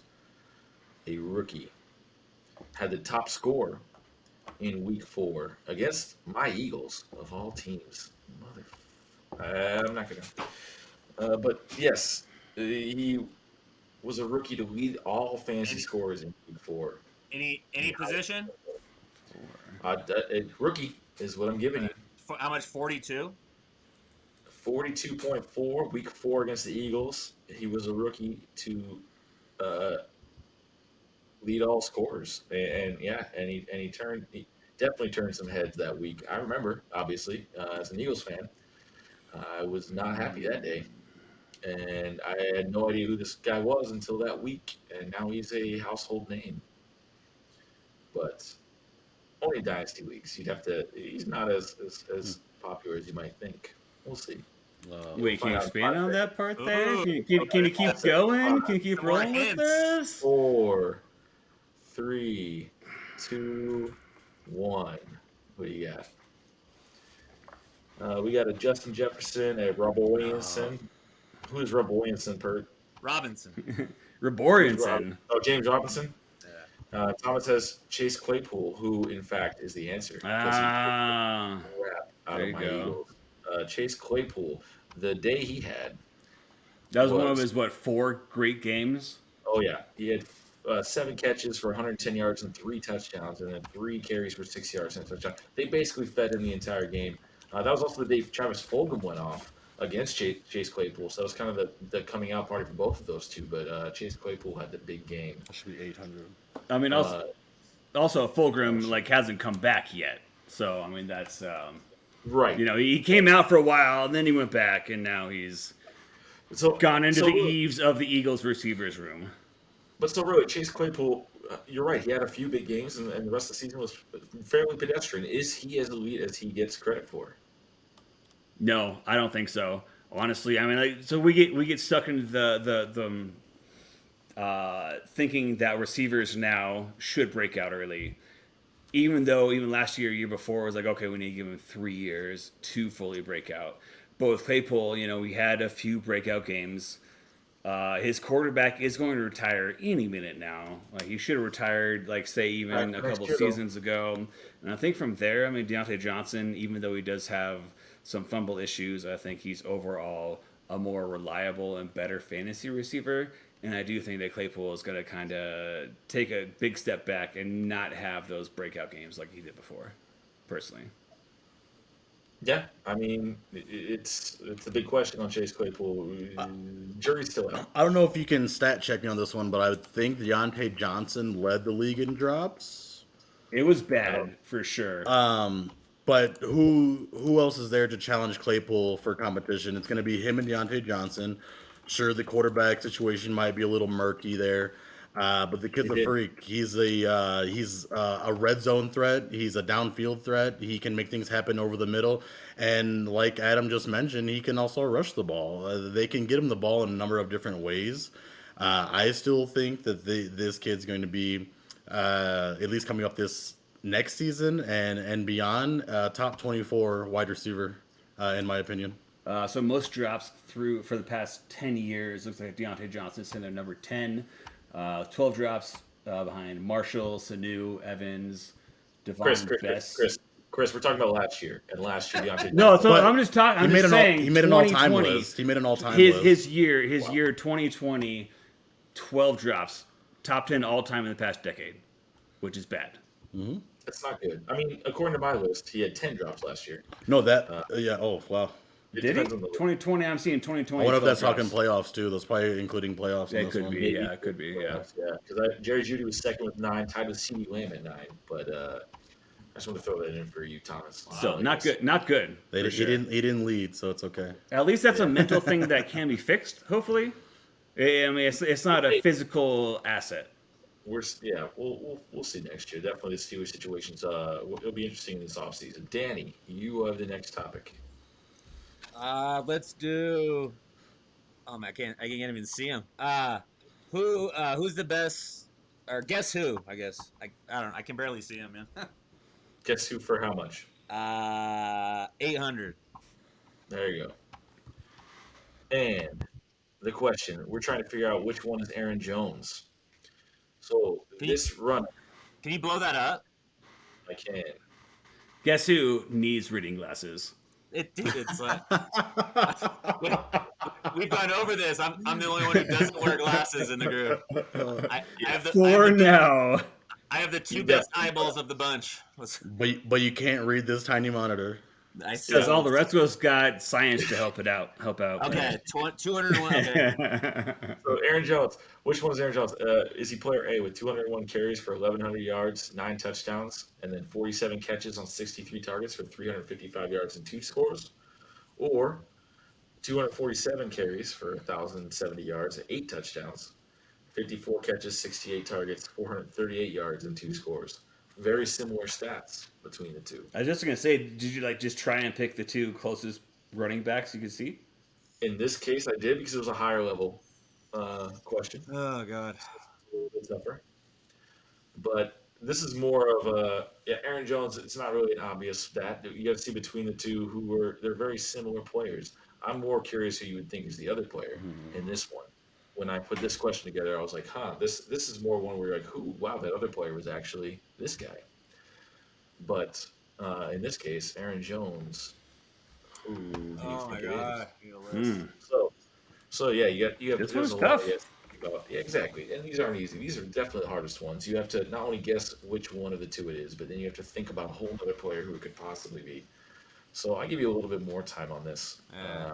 However, we can't take all night. So I want you to choose one of them, and then really just pick another running back who it could possibly be, and we will move on from there. I'm going to give you 10 more seconds to formulate your answers, and give me. That's not any more time than the previous questions. I feel like you need to sing a song while we try and figure this out. 8, 7. Oh, I should have the song. Yeah. Yeah, 6, like sing a song, bro. What are you doing? 5, 4, 3, 2, 1, 0. Pert says B. Hold up. I turned away. It's B and Taylor. Thomas says B and Zeke. Chris says Aaron's B. But all said B. And then you think A is Taylor, Zeke, or Robinson. Neither of you got the other player, and that's okay. And I don't think any of you got the. Oh, no, actually, I think you might have all got it right. Yeah, you did all get it wrong. Wait, It so was A. Aaron Jones was actually A. Did you get yesterday, right? Or B? no, yeah, we all Yeah. said B. Yeah, Aaron okay. Jones was A. B was David Montgomery, who was the 4th Whoa. ranked running back last year and had more catches, which is why I threw that one on there. You would never guess David Montgomery actually had more catches than Aaron Jones, more yards through the air. I'm Which sure you is can see my face, but I'm literally blown away. I had no idea. That's crazy. Yeah. That's a So, wild stat. they were number 4 and number 5 on the season. David Montgomery just ahead of Aaron Jones. But Aaron Jones going into a free agent year had a pretty good season as 5th overall of all running backs. Interesting situation there in Green Bay. And then obviously David Montgomery much better than people realized. So thoughts, analysis, Thomas, what do you think? It really helps my argument for David Montgomery over Joe Mixon, at least, and I probably should have got that one right in the beginning, but we'll leave that one alone. I'm a little surprised here. I didn't think that Montgomery had that many catches. That kind of took me back a little bit. But again, it does kind of speak volumes for what type of playmaker he is and how much they are willing to feed him the ball, whether it's on the ground or like this stat shows through the air. 68 targets, that's a pretty big number. Danny? Yeah, I guess probably was misleading for me. I might have misremembered the games played, but I was surprised Aaron Jones only has, 200 carries last year? 201? Yeah. Yeah, I would have thought it would have been higher. That would have been closer to 250, but... He played with the MVP of the league, Aaron Rodgers. No. Did he throw the ball? He tossed the ball around a few times, I think. Yeah. Green Bay's definitely not known for running the ball. Well, yeah. For sure. It definitely worth mentioning. I think that I'm glad you brought that up, Thomas. That those two. That's actually one of the reasons I put this question on there because David Montgomery is ranked as the 21st best asset of running backs, but the 4th best season last year.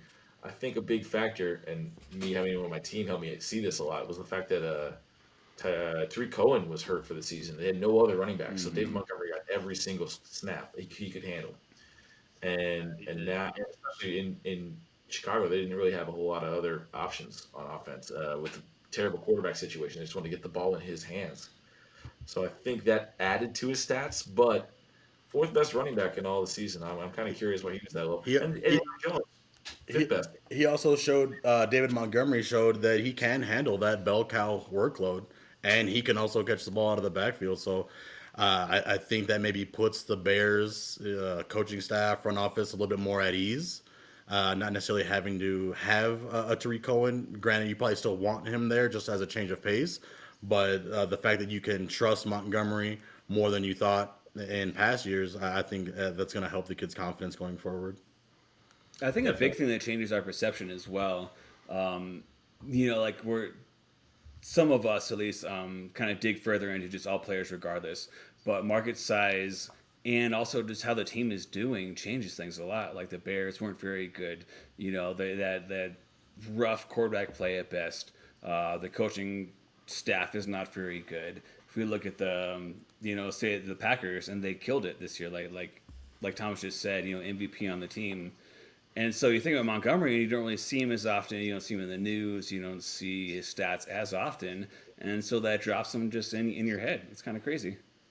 Yeah, definitely worth noting. That's an excellent point. Building on that, Chris, why don't you get yourself some more points in this game and pick a category where you're going to get an answer. Name this player 1,000. Man, going big. Going 200 really hadn't worked out too well for me, so let's just go all out. I called you out. You immediately step up. I love it. Here we go. This tight end of named players finished 28th in targets for all positions in the NFL with 109 targets, but managed a measly 141 points, good for 15th among tight ends.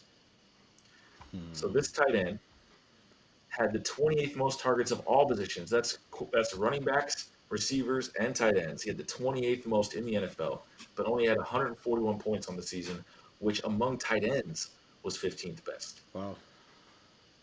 So he got the targets, did not get the catches, yards, touchdowns, points, etc. Who am I talking about? You asked a 1,000-point question. This is a tough one. Yeah, it is a tough one. Can you zoom on that a little bit so we can stare at it a bit Sure. harder for a little bit Sure. longer? If you want to read it a little bit, absolutely. It's always good to see. It does help me as well. I thought about that. You definitely want to check it out. Yeah, this is one you gotta kind of look at for a bit, kind of let it all settle. And now that it is settled, I'm going to rush you a little bit because we don't have all night for you to think about. Did you see through my ruse to try and give us more time? 5, 4, 3, 2, 1. What do we have? Nah, that's wrong. That's Danny says Hayden Hurst. Thomas says Dallas Goedert. Chris says George Kittle. Kittle was just first. saying because he was hurt. The whole fucking year. But he was hurt a lot though. That's what I'm thinking. A I lot. don't know. He missed most of the season. I don't know. He's not Targets that high. and targets. He gets targeted like a crazy amount. Gentlemen, it How is many- Evan. Evan The answer Ingram? is Evan Ingram. Hey, Evan at least you Ingram. got it wrong as well, Danny. Serious. I thought. I mean, I knew going in it was going to be a struggle to keep up with our analysts here because I'm normally the background guy. I thought I had that one. He had the 28th most targets in all of football, Wow. and only managed. That's Yeah. crazy. 60 catches and only 2 touchdowns on the season. He Yeah. gets the targets.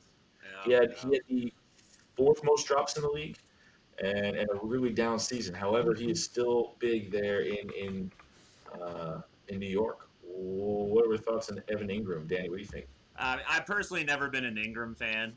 He's gotten by on his physical ability a lot, but I mean, just watching this year, I just even the games I watched, I seen a lot of big plays that were terrible drops, like ones where he's trying to basically run with the ball before he caught it. And with Saquon Barkley coming back this year, those targets and those looks are going to go down most likely. Yeah, Chris? So I think I'm a bigger Daniel Jones believer than most people are. I just think some of the weapons around him are not standing up to what they should be. Personally, I think they either trade for a tight end or draft one. Probably, most likely, I believe they're going to draft a tight end, say day 3, day 4, because there's some decent tight ends further on into the draft. Also, like Danny said, not a believer in Ingram. Yeah, Thomas. I don't hate the kid. I was hoping to maybe get inside the moderator's head a little bit, which is why I went with Dallas Goedert there. But at the same time, Evan Ingram, I believe, is on one of your teams, so I was close, but not close enough. The target number I think was inflated because they had a number of injuries. Obviously, you had Saquon going down. The wide receiver core was banged up all year. Evan Ingram, for once in his career, was the only constant. And actually on the field, I think more than those wide receivers were. So, yeah, he got a big target share, but as you can see by the ranking, he didn't turn it into much. Yeah, he had a lot of drops. He cost them the game against the Eagles, which I will not forget, because there was a third down play where he was downfield wide open, ball lofted over his head.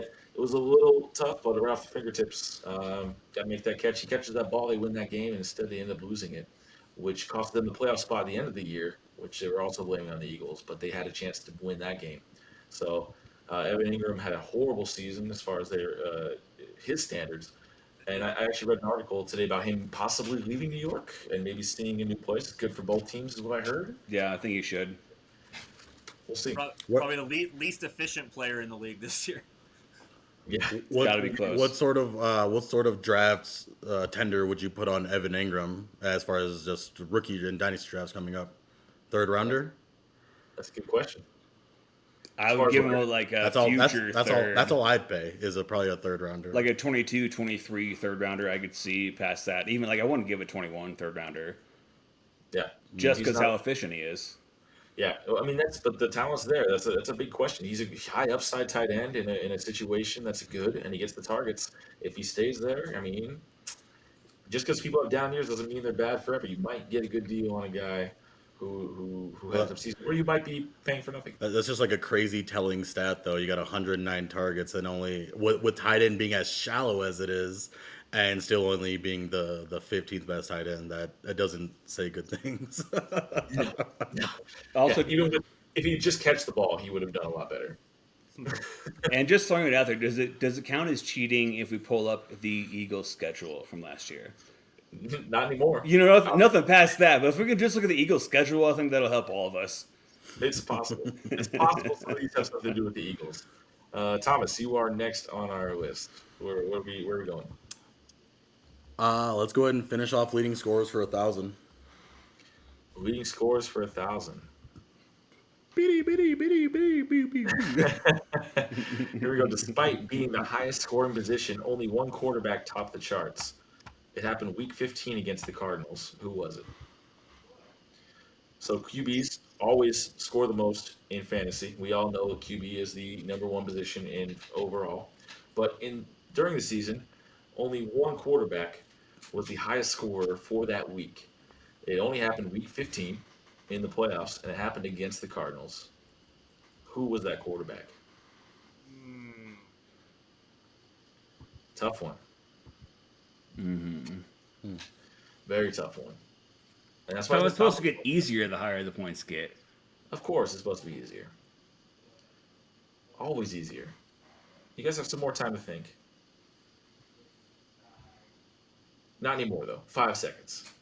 5, 4, 3, 2, 1, go. Alan Herbert. Well, I will tell you guys right now, I actually thought it was really funny that Chris said, let's look up the Eagles schedule.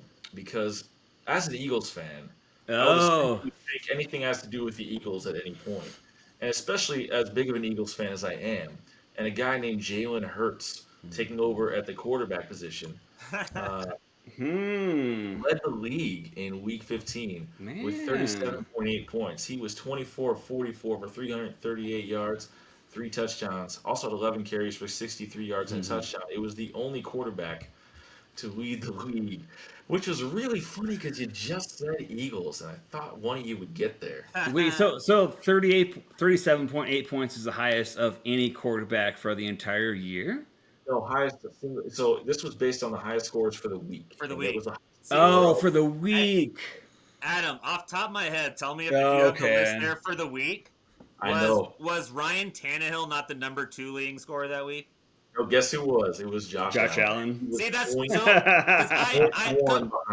I do remember this because I have one of our leagues where I have Josh Allen, Tannehill, and Hurts. I had all 3 of them, and I started Allen, of course, and I remember Hurts and Tannehill blowing up on my bench. I think they might have been 3 of the top 4 scorers or something like. It might have been, Allen was 0.1 behind. That's actually, it was week 15. I was in the playoffs. I had Josh Allen. I know Tannehill had a huge week that week too. I'm pretty sure. Yeah, Hurts just edged him by 0.1 points because of those Russian stuff. Sure. 0.1 though was 37. What do you have? 37.8, and then I remember that. Allen at 37.7. I remember.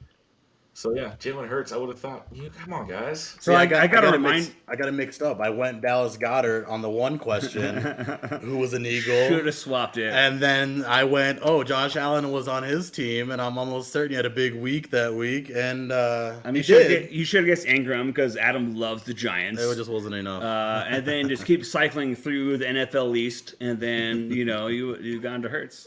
The NFL East. I like that. Let's go with that from now on. It's now the NFL East. Guys, you're struggling right now. I gotta say on the past few, honestly, it's just been barely educated guesses. I'm not gonna lie here. These were 1,000-point questions. You guys went big, and you're going home right now. This is perennial 7th place as well. So it's. Hey, at least I got the technical skills. That's all I gotta say. There you go. Oh goodness. Danny, get us back on the right track. Pick a question someone can answer. Best trades 400. All right, that's got to be that's a 50-50, guys. I know. That's why we're doing it. So we go Michael Thomas and 211 for CD Lamb. Michael Thomas. So we were talking about this the other day. Michael Thomas has dropped on everybody's lists. Granted, Drew Brees retiring doesn't help, but he was the number one receiver, pretty consensus across the board in leagues and dynasty last year. And he's not that old. I think he's 28, maybe 29 now. So based on the calculator, right? All right. Based on the calculator, Michael Thomas and 211 for CD Lamb. Which side, according to the calculator, would be better? That's a tough one. But we'll see. What do you guys think? In 5, 4, 3, 2, 1. We have HTTP:// yeah. What's with the HTTP:// I don't know. Copying links. All right. So for some reason, Pert and Danny and Chris decided to put websites on their answers for Michael Thomas and 211. It makes more sense, I think. Maybe you guys just copied and pasted. I don't know. Thomas took the other side. He took CD Lamb, which I'm not surprised. As a Cowboys fan, of course Thomas takes CD Lamb. The correct answer is Michael Thomas and 211. Michael Thomas by himself is worth 2,091 points, which is more than CD Lamb's 1,720. The 211 is also worth 56 points, so that side, I mean, clearly wins according to the trade calculator. But I'm sure Thomas disagrees. Why? For just kind of all the reasons we were just talking about. Michael Thomas is up there in age. The quarterback situation is murky there. Drew Brees was peppering Slant Boy, all day, every day. I don't know that's going to happen with a Jameis Winston or even a Taysom Hill. And as far as dynasty goes, CD Lamb's trajectory is sky high right now, and I'm continuing to believe that. And even with that additional pick in there, it doesn't sway me to want to take on a receiver who could potentially be outside of the top 100 overall players come next season. Ooh. That's a bold prediction. Hey, I think it happened this year. I get it; he was injured, but I mean, even then, this could be the beginning of the decline for Michael Thomas. There, I don't know. There's a reason he's dropping on these pro analyst boards as well. I don't think I'm wrong in saying that, but this is why we watch the game. Yeah, I mean, I think he should be dropping with the questionable quarterback situation, but I mean, it's hard to look past the talent and what he's done the last few years. If they have Jameis Winston or a serviceable quarterback, I think he'll be fine. The Taysom Hill thing, I don't think is going to happen. If it did, that would be scary for him. Or if they bring in somebody else that's questionable, it's definitely going to be hit to his value. I personally would take the CD Lamb side on this, but that was just my guess on what other people would think. Chris? So I'm pretty sure basically everyone is playing PPR now. Anyone is playing standard or few and far between. If you're looking at PPR, if someone has been proven to be that reception monster, it's one of those things where it's not hard to replicate. So we're looking at the check down, we're looking at those short passes, we're looking for him to catch the ball, get that point, and then add on top of it. So that's not as hard to actually replicate. So I think he will do it. Also, I did just check. I've only been checking things on the internet after we answer. But Michael Thomas is a year older than Mike Evans, which I did not expect. I didn't realize that Michael Thomas is actually 28 years old now. Look, the years Michael Thomas has had, I'm really surprised. I understand this is a very what have you done for me lately business, but he had one bad year. He led the league for 3 years in a row, and he got hurt this year. So this guy's talent's there. CD Lamb's in a situation. He's number 2 on his own team with a quarterback who we're not sure where he's going to be at, and a team that struggles. Whereas you're talking about the best receiver with no other receiver competition around him. Granted, the quarterback situation is a huge concern, but I think people are abandoning Michael Thomas far too soon. I guess we will see. But we are also playing Dynasty football, which is a young man's game. Valid. Always. But also, he's not a deep threat guy, which is what age starts to get to. Speed down the field, the quarterback being able to throw down the field. Old guys can do both of those. I sold Larry Fitzgerald in my league, 8 years ago, and he still produced for the next 8 years when I thought he was old then. And Tom Brady's 40. Purdue, like what does Larry produce though? Like I mean, realistically, yeah, not great, but still. No, he's still like wide receiver. Yeah, he's I don't starting. know. I had him last year, yeah. year before. He was like wide so receiver. you would 18, okay, 20, no, something like that. No. Like I'm not picking gonna. him I'm not up gonna. off of the I'm not gonna- waivers. I'm not and gonna having trade to get a older. I'm solid. not gonna trade older. Is what I'm saying. In a dynasty league, I don't want to trade for an older, even more aging asset with now potentially injury woes that might follow him around the rest of his career. All right.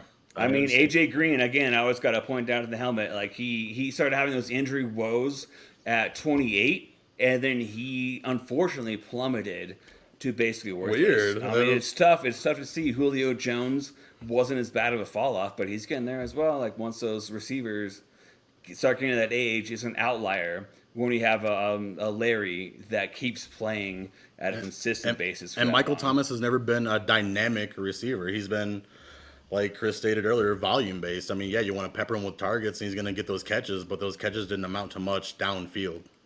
Yeah. All right. Who's up? You get our points?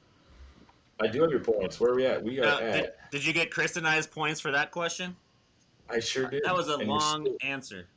All right. It was Thomas 5,200 points. Danny 3,800. Chris 2,600. Thomas has a 1,400 point lead on you guys. So We're catching up. And I believe Chris, it is your question. I'm sure. I remember because Danny got this one. So where are we headed?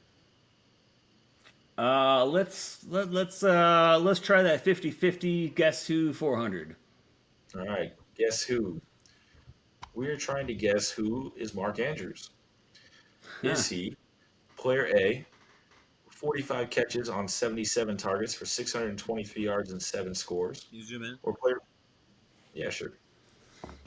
Or player B, 58 catches on 88 targets for 700 yards and 7 scores. So more or fewer catches on more or fewer targets. 45 on 77 for 627, 88.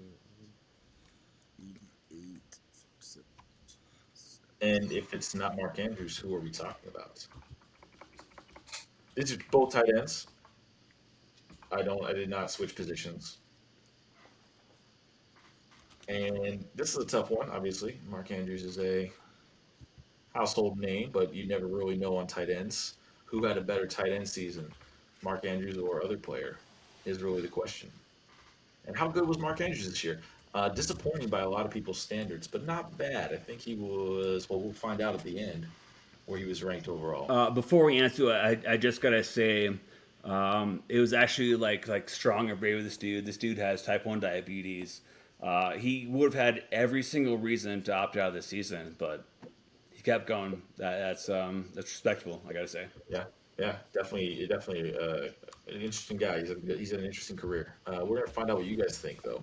In 5, 4, 3, 2, 1, go. Chris says Andrews is A, Tanyan is B. Thomas says Andrews is B, Hawkinson is A. Pert says Andrews is B. Janu is A. Ooh, Janu Smith. Interesting. Janu. I know it's not Janu. And I think Chris. Oh no, it wasn't. It was. No, stay with your first instinct. I know. It's fine. Tanyan's for sure not right. I know that. Yeah. Because he had way more. Andrews, He had 12 touchdowns, I think. Andrews had the better season of those two, the 58 for 88 and 701. A was Rob Gronkowski. Oh. So Andrews was 6th overall. Gronk was 9th. Pretty similar stats, except for fewer targets and fewer catches for Gronk. Gronk had a sneaky good year overall. But, in fact, Andrews was B. So, Thomas and Danny both getting that right. What are the points, 400? What was that? 400 each? Okay.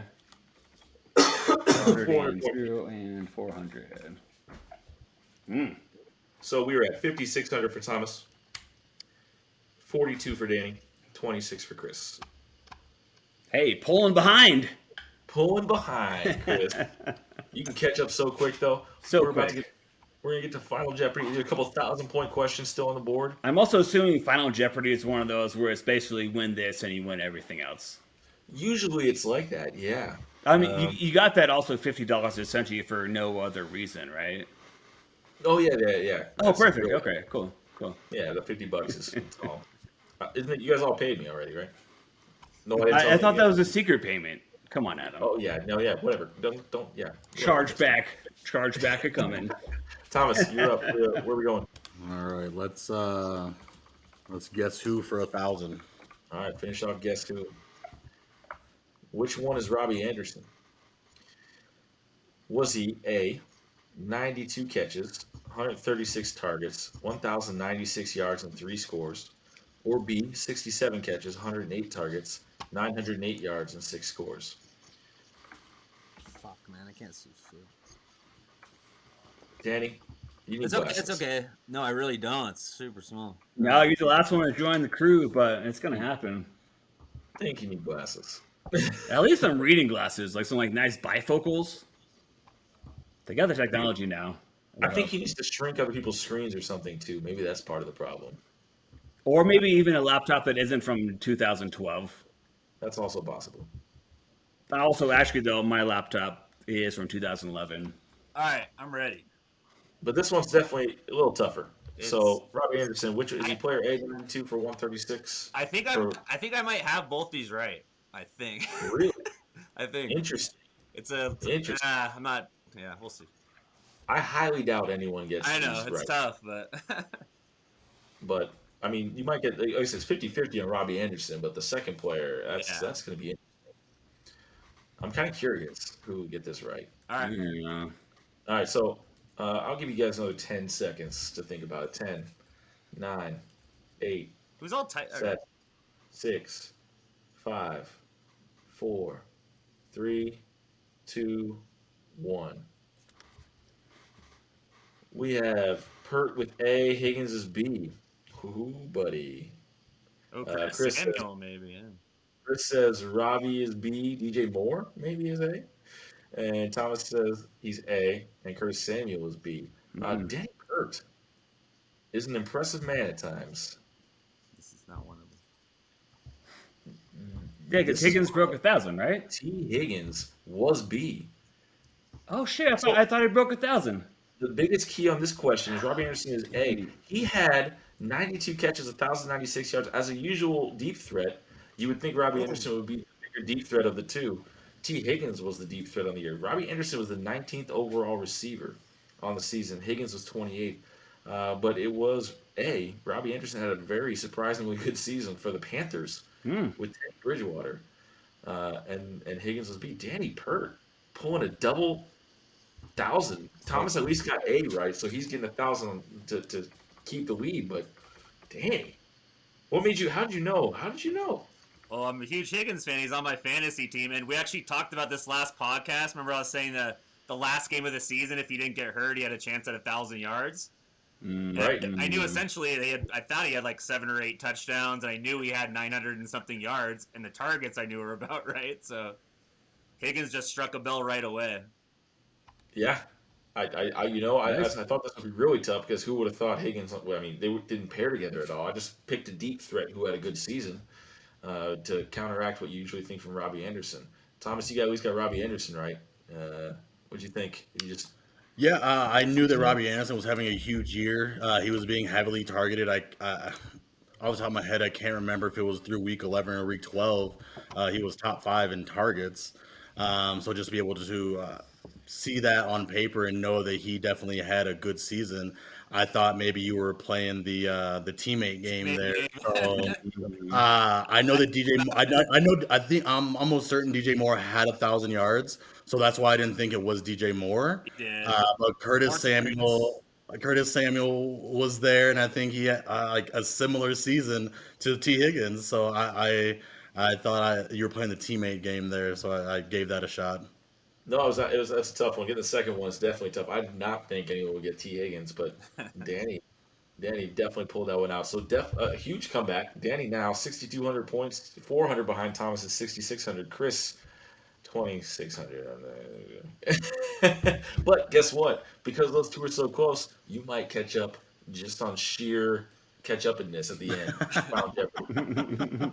Because they might outbid each other, which we'll find out. I'm sure they're all going all in. There's no question there. Always, because the winner gets a huge. I don't know, Danny.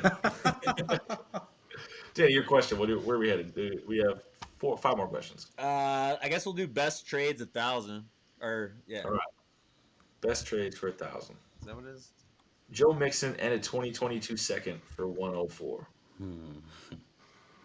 Which side's better? Joe Mixon and a 2022 second round pick for the 4th pick in the draft. We were talking about Joe Mixon earlier, weren't we? Mixon and what for one of our? A 2022 second for the 4th pick. All right. So how good is that 4th pick? How good is Joe Mixon? We saw on the season already how he was. How is he worth that 4th pick? I'm ready. 5, 4, 3, 2, 1. Chris says Mixon and 1-4, which is both sides. God damn it, Chris! Oh yeah, no, I totally got that wrong. All right, I that's totally got that wrong. And I can send back in real quick. Yeah, which side do you want? So Mixon and the second is worse than the 1-4. No, actually, sorry, better than 1-4. I meant to type in Mixon. Sorry, I meant to type in Mixon in the second because I've gone through this a bunch of times with someone else. What are you saying? So Mixon in the second is better than the 1-4. I would take Mixon in the second. Jesus. Sorry, I got Jesus. The correct answer is Mixon in the second. Mixon by himself is worth 1,533. The 104 is worth 1,100. So Mixon is definitely worth more. And the second just adds a little more to that side. So that would be Chris with the sneaking his way in there, getting. Hey, it right. I said what I meant to before we actually revealed it. I think we're okay here. What? Yeah, it's not No, so you bad. didn't. I'm not trying to rely on these jabronis. Come on. Right, Danny, what do you think? I mean, as a matter of what I would take, I think it's actually a pretty close deal. I think people are kind of shitting on Mixon this year, but I think for most experts, Mixon still holds some pretty good value.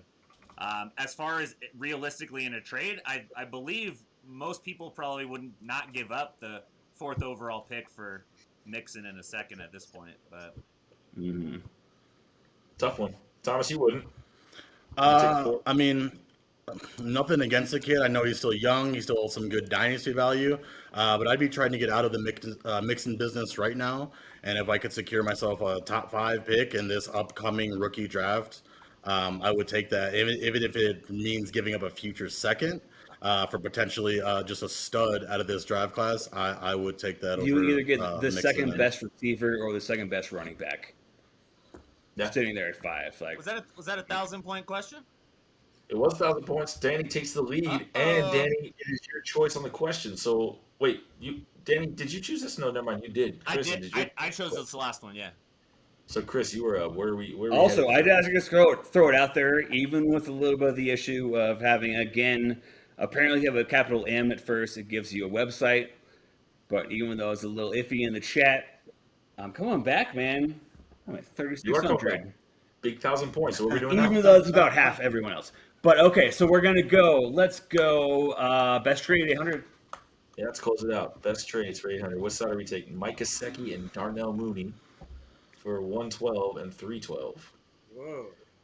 All right, interesting trade. Not a high, probably not one of high demand, but we're talking about 2 players for 2 picks here. Mike Gesicki, the tight end for the Dolphins, always interesting topic for debate on tight ends, where he's going to be, especially in Dynasty. And Darnell Mooney with a great rookie season, where is he at for the Bears? And then you can get the 12th pick in the draft in the end of the 3rd round for Dynasty leagues. Kind of an interesting question.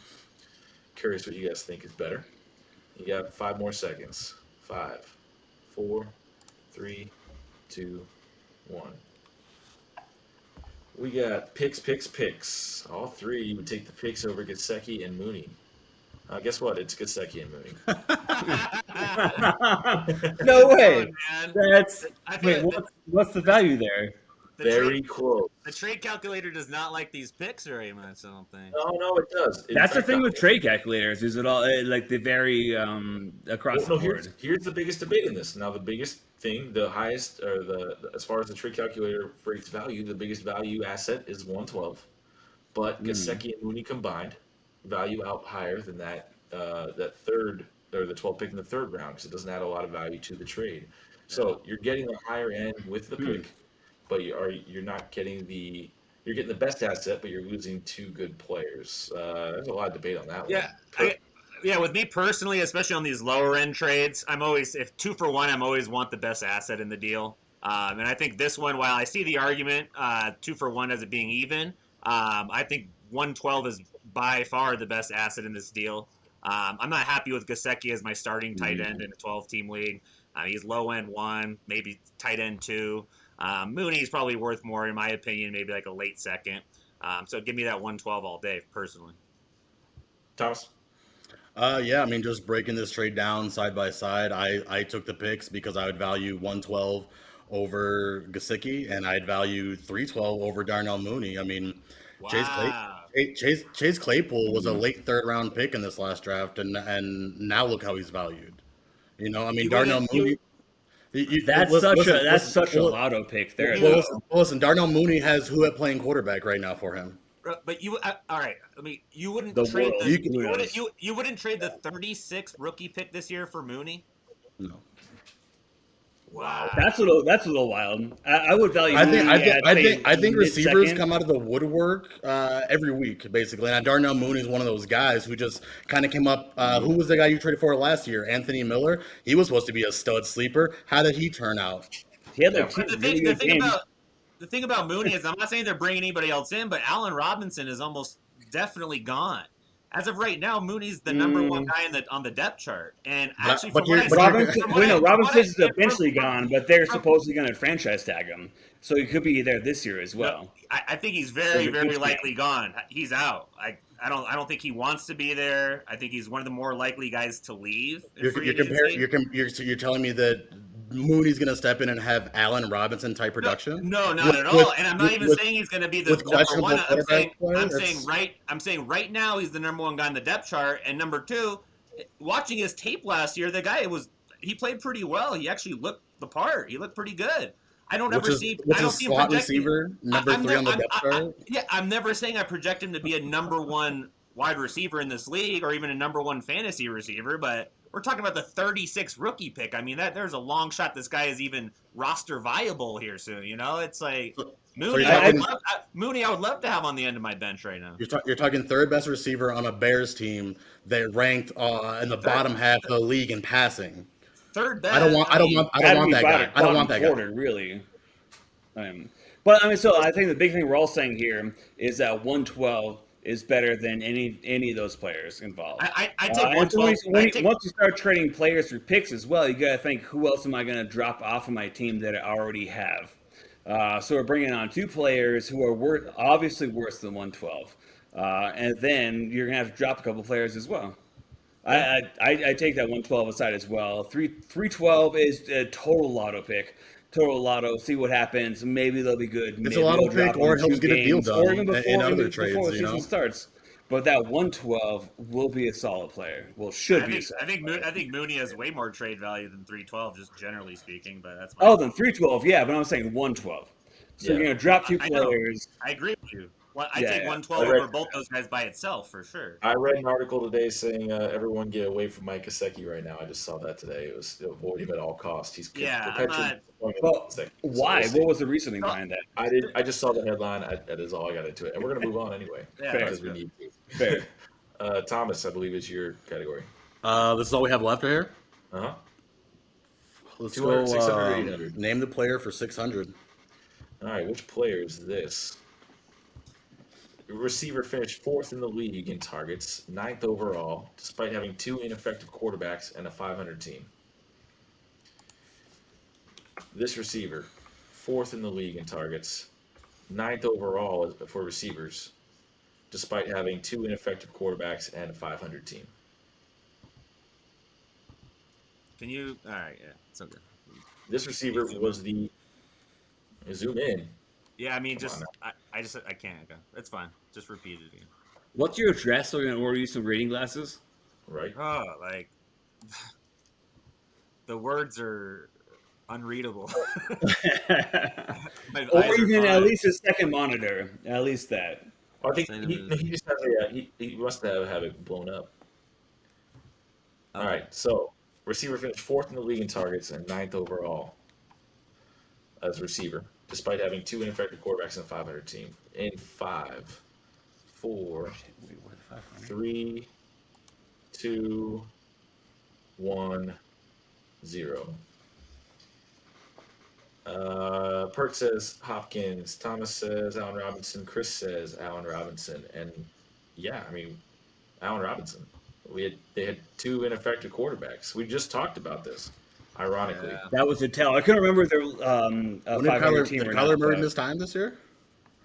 Is what? Did Kyler Murray miss time this Yeah, year? that's what I was wondering with that D Hop pick. That's definitely not two ineffective quarterback. Kyler Murray was an MVP candidate all year, Danny. I know.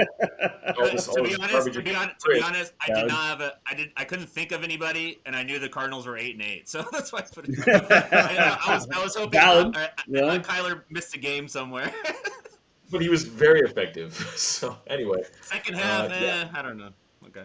we were just talking about Allen Robinson. He had a very good year and no quarterback play. So I would be surprised if the Bears didn't keep him in some way. Son of a bitch. So that does, Danny, knock you out of the lead again. You guys are going back and forth right now. This is good. Actually, never mind. You're tied for the lead. yeah, they're tied up. 7,200 to 7,200. Chris sneaking up a little bit at 4,200. Oh man, these ones are Slow tough. game. Watch out. Watch out, That's y'all. striking distance in Final Jeopardy. It's striking distance. We only have 2 questions left, so there's possibility to get some more, especially with that 800 points looming on the board. But Danny, what are we? 200 or 800 points? 800. Oh yeah, Danny wants to go big. I know that. Of course. I don't know why I even asked. 800-point question. Name this player. This running back finished the season ranked 11th among running backs and was still second on his own team. This running back, the number 11 running back overall, but still not even top on his own team.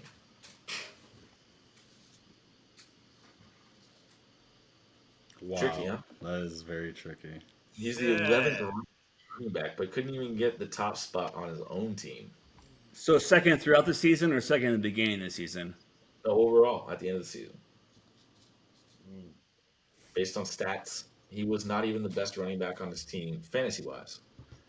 But he was 11th as far as all running backs. So he had another running back on his team who was ranked higher. Who was this running back? And you guys have 5 more seconds to figure this out. All right. 5, 4, 3, 2, 1. Pert, Hunt, Chris, Hunt, Thomas, Naheem, Himes.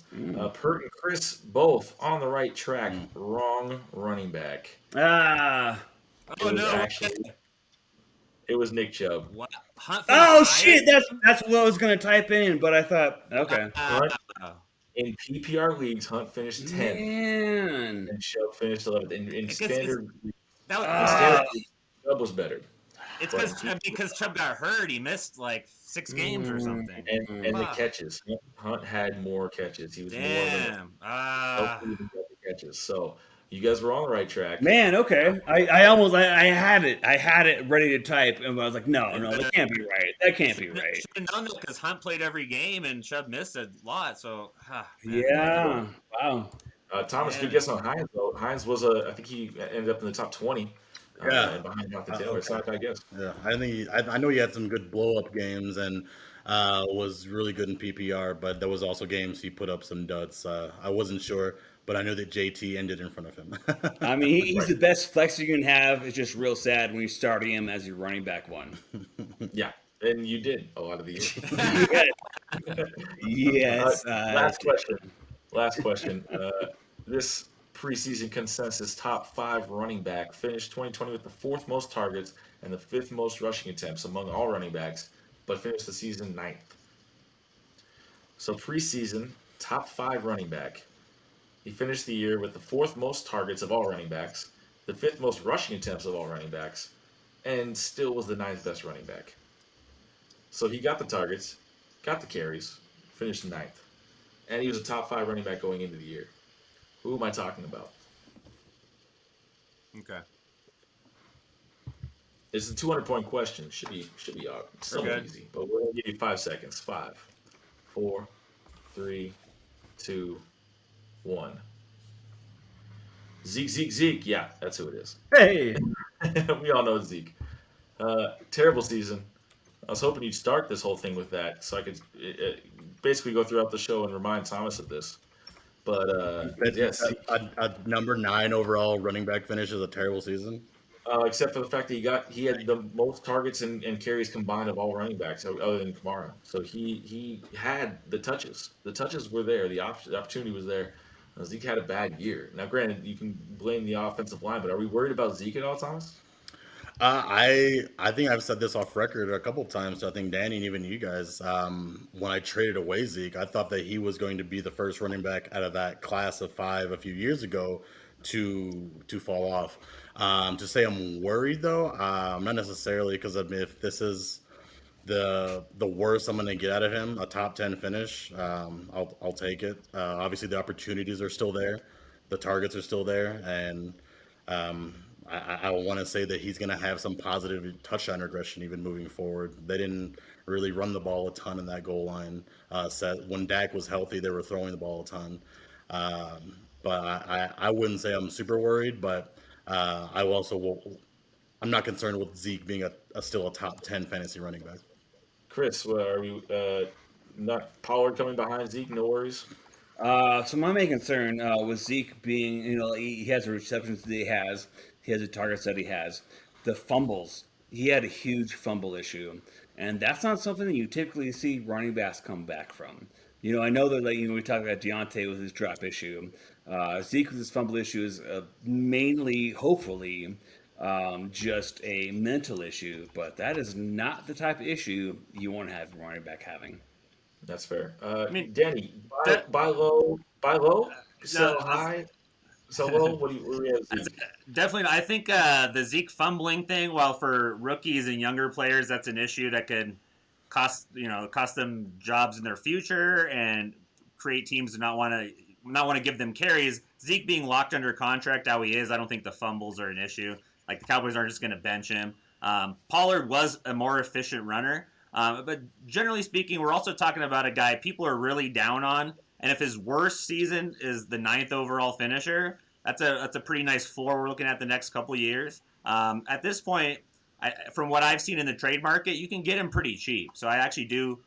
If you can get him outside of top 20 overall player, I think he is a good buy low. All right. Obviously, Zeke, there probably aren't a lot of people selling Zeke right now. I think Zeke is one of those hold candidates. If you have him, you have to get what he's worth. Unless you're in a team, in a league with crazy people that do just the biggest trades they can every single time. Well, see, and I actually own both these guys. Zeke's value actually reminds me of Joe Mixon's value right now. Just how both of them were considered elite, top 10 overall, top 15 overall players easily going into last year and for the previous few years. And then Zeke, not because of injury, but because of performance, and Mixon because of injury, both of their values have seemingly tanked going into this offseason. So, a little bit like Michael Thomas, maybe we say, but I'm not going to bring that up again. Also, Zeke had the best median quarterback you can ever have.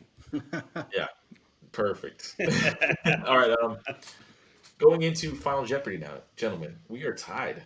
Thomas and Danny at 7,400 points each. Chris at 4,400, a ways behind, but we all know in Final Jeopardy anything can happen. And I will show you right now our Final Jeopardy category, and it is Ooh, excited. Tops in Dynasty. The category is Tops in Dynasty. Tops in Dynasty. Top what? I don't know. Tops in Dynasty. All right. How much money do I have? You have 7,400. Thomas has 7,400. Chris has 4,400. I want you guys to type in how much you're wagering on your screens, and in 5 seconds, I will tell you. We will post it and see what we're wagering on this final question. Immediately all in. Yeah, I mean, shocking. Come on. I know. I mean, when there's no money on it, I should put money on it. In fact, there's actually $50 on this, so we're gonna change our bet. Still, right. Even if there's $50, the answer is still gonna be the same. Final question: who is the top quarterback, running back, receiver, and tight end in Dynasty Fantasy Football right now. Each one you get right is worth 25% of your Wait, wager. hold on. We can only kind of see that. Can you scroll down a little bit and then zoom in a little bit? You don't need to scroll or zoom. Who's the best at each position right now? Yes. So This is- if you this is Per Fantasy Pros. Per Fantasy Pros. Best The at each top- position. Okay. The top quarterback in Dynasty. Who's the top running back in Dynasty? Who's the top wide receiver in Dynasty? Who is the top tight end in Dynasty? Gotcha. To own any of all players, who do you want right now? Who are the guys we're all talking about? This is a pretty easy question. Or is it? We're going to find out in a little bit. I'll give you guys some more time to think about this. Like I said, 25% per question that's right. So you guys can get some of your wager. You can get all of it if you get every single one right. There's a good You said chance this is based on Fantasy Pros?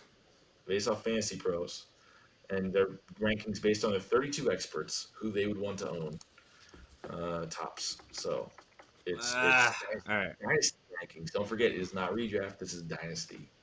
Who do you want in Dynasty at each position? I mean, it's who's the guy? Who's the guy right now? And it always gets tougher every year, especially in Dynasty, because those young studs continually come up. You always have a new guy coming in. I mean, Justin Jefferson's a great example. We talked about DK, who was the second-ranked receiver. So it is not DK, but we talked about DK being the number 2 receiver. Thanks, Adam. In Dynasty, though, he was the number 2 in all of Dynasty to own. Who would have thought DK Metcalf would be number 2 in all of Dynasty? And he didn't even have the best year. He definitely had a great There's that formula where you look at total points career, but then also divided by age, but then also like weighted. No one knows what that weight is there, but it's all weighted. How much is age weighted? How much is talent weighted? How much is performance weighted? And what do you need in Dynasty football? So I hope you guys have your questions typed. You guys give me a thumbs up. We're not going to All rush this. right. Yeah. When you have all 4, you're 4-4. Okay, we're all ready. In 3, 2, 1. Post them. Mahomes, C-Mac, Adams, Kelsey. Mahomes, C-Mac, Tyreek Hill, Kelsey. Mahomes, C-Mac, Tyreek Hill, Kittle. One of you is right. I think Thomas might be right, actually. And the correct answer is Danny's probably right. it's Danny. Yeah. Mahomes, I forgot about C-Mac, Adams. I forgot about Adams. Devontae I mean, he's like Adams. 28 though. I mean, that part's tough. He's getting older. Oh wait. Oh, you put Kittle? Yeah, I would. I don't think Kittle's. Yeah, Kelsey's definitely over Kittle. Zeke. Man, I was going between Adams and Tyreek Hill, honestly. Yeah. So it all comes down to the receiver. In Dynasty. That's I mean, in that- Dynasty, Kelsey's older. The other- We did swap out on the tight ends, but Like, yeah, no- it all comes down to receiver, really. The other 3 I typed in right away. I thought they were pretty easy. Yeah, Hill or Adams was a coin flip for me. I just kind of. Tough. I thought. I wouldn't have thought Devontae Adams. I wouldn't have thought Adams either. Adams was a tougher one for me. He's getting a little older, but when you have Aaron Rodgers throwing you the ball, and he's going to be there. But you can say that also, like when we have Mahomes throwing you the ball. The That's best kinda like the number same- 1 Dynasty quarterback throwing. Yeah, that's tough. It's relative. Tough. It is. Well, No, it's all hey. So talking. We're gonna contest this. I don't know, Ta- man. ta- Let's ta- go to the Supreme Court. Oh, Smalls, you have nothing to contest. You were so far below. What are But you no, talking about? The only difference I had was No, I Zeke. said, hey, Chris hey, Adams. That's the only that's what I'm difference saying. I had. Small. Talking about second place, Chris actually had one more correct answer than Thomas. He wagered 7,400, so he loses half of Well, it's that.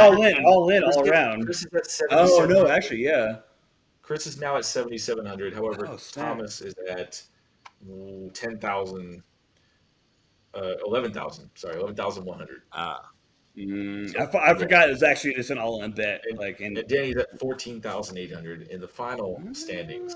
14,000 points to Daniel Pert, who is also having a baby next week. Great week. Great week. It's gonna be a great week. Way to own Jeopardy tonight, gentlemen.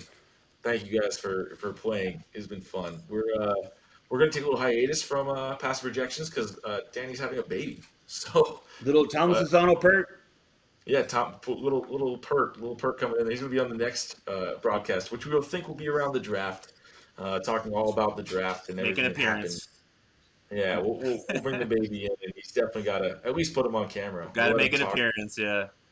He'll probably have some analysis for us. I'm sure he'll have some stat-based analysis Give him ready to go Give him a couple years at least. after 1 month. After But yeah, one. after 1 month. All But right, yeah, gentlemen, thank it was you fun. guys. Once again, Adam Skinner, Thomas Lozano, Chris Roth, Danny Pert, and we're playing some Jeopardy on Past the Projections. We'll talk soon. Bye. Thanks, guys.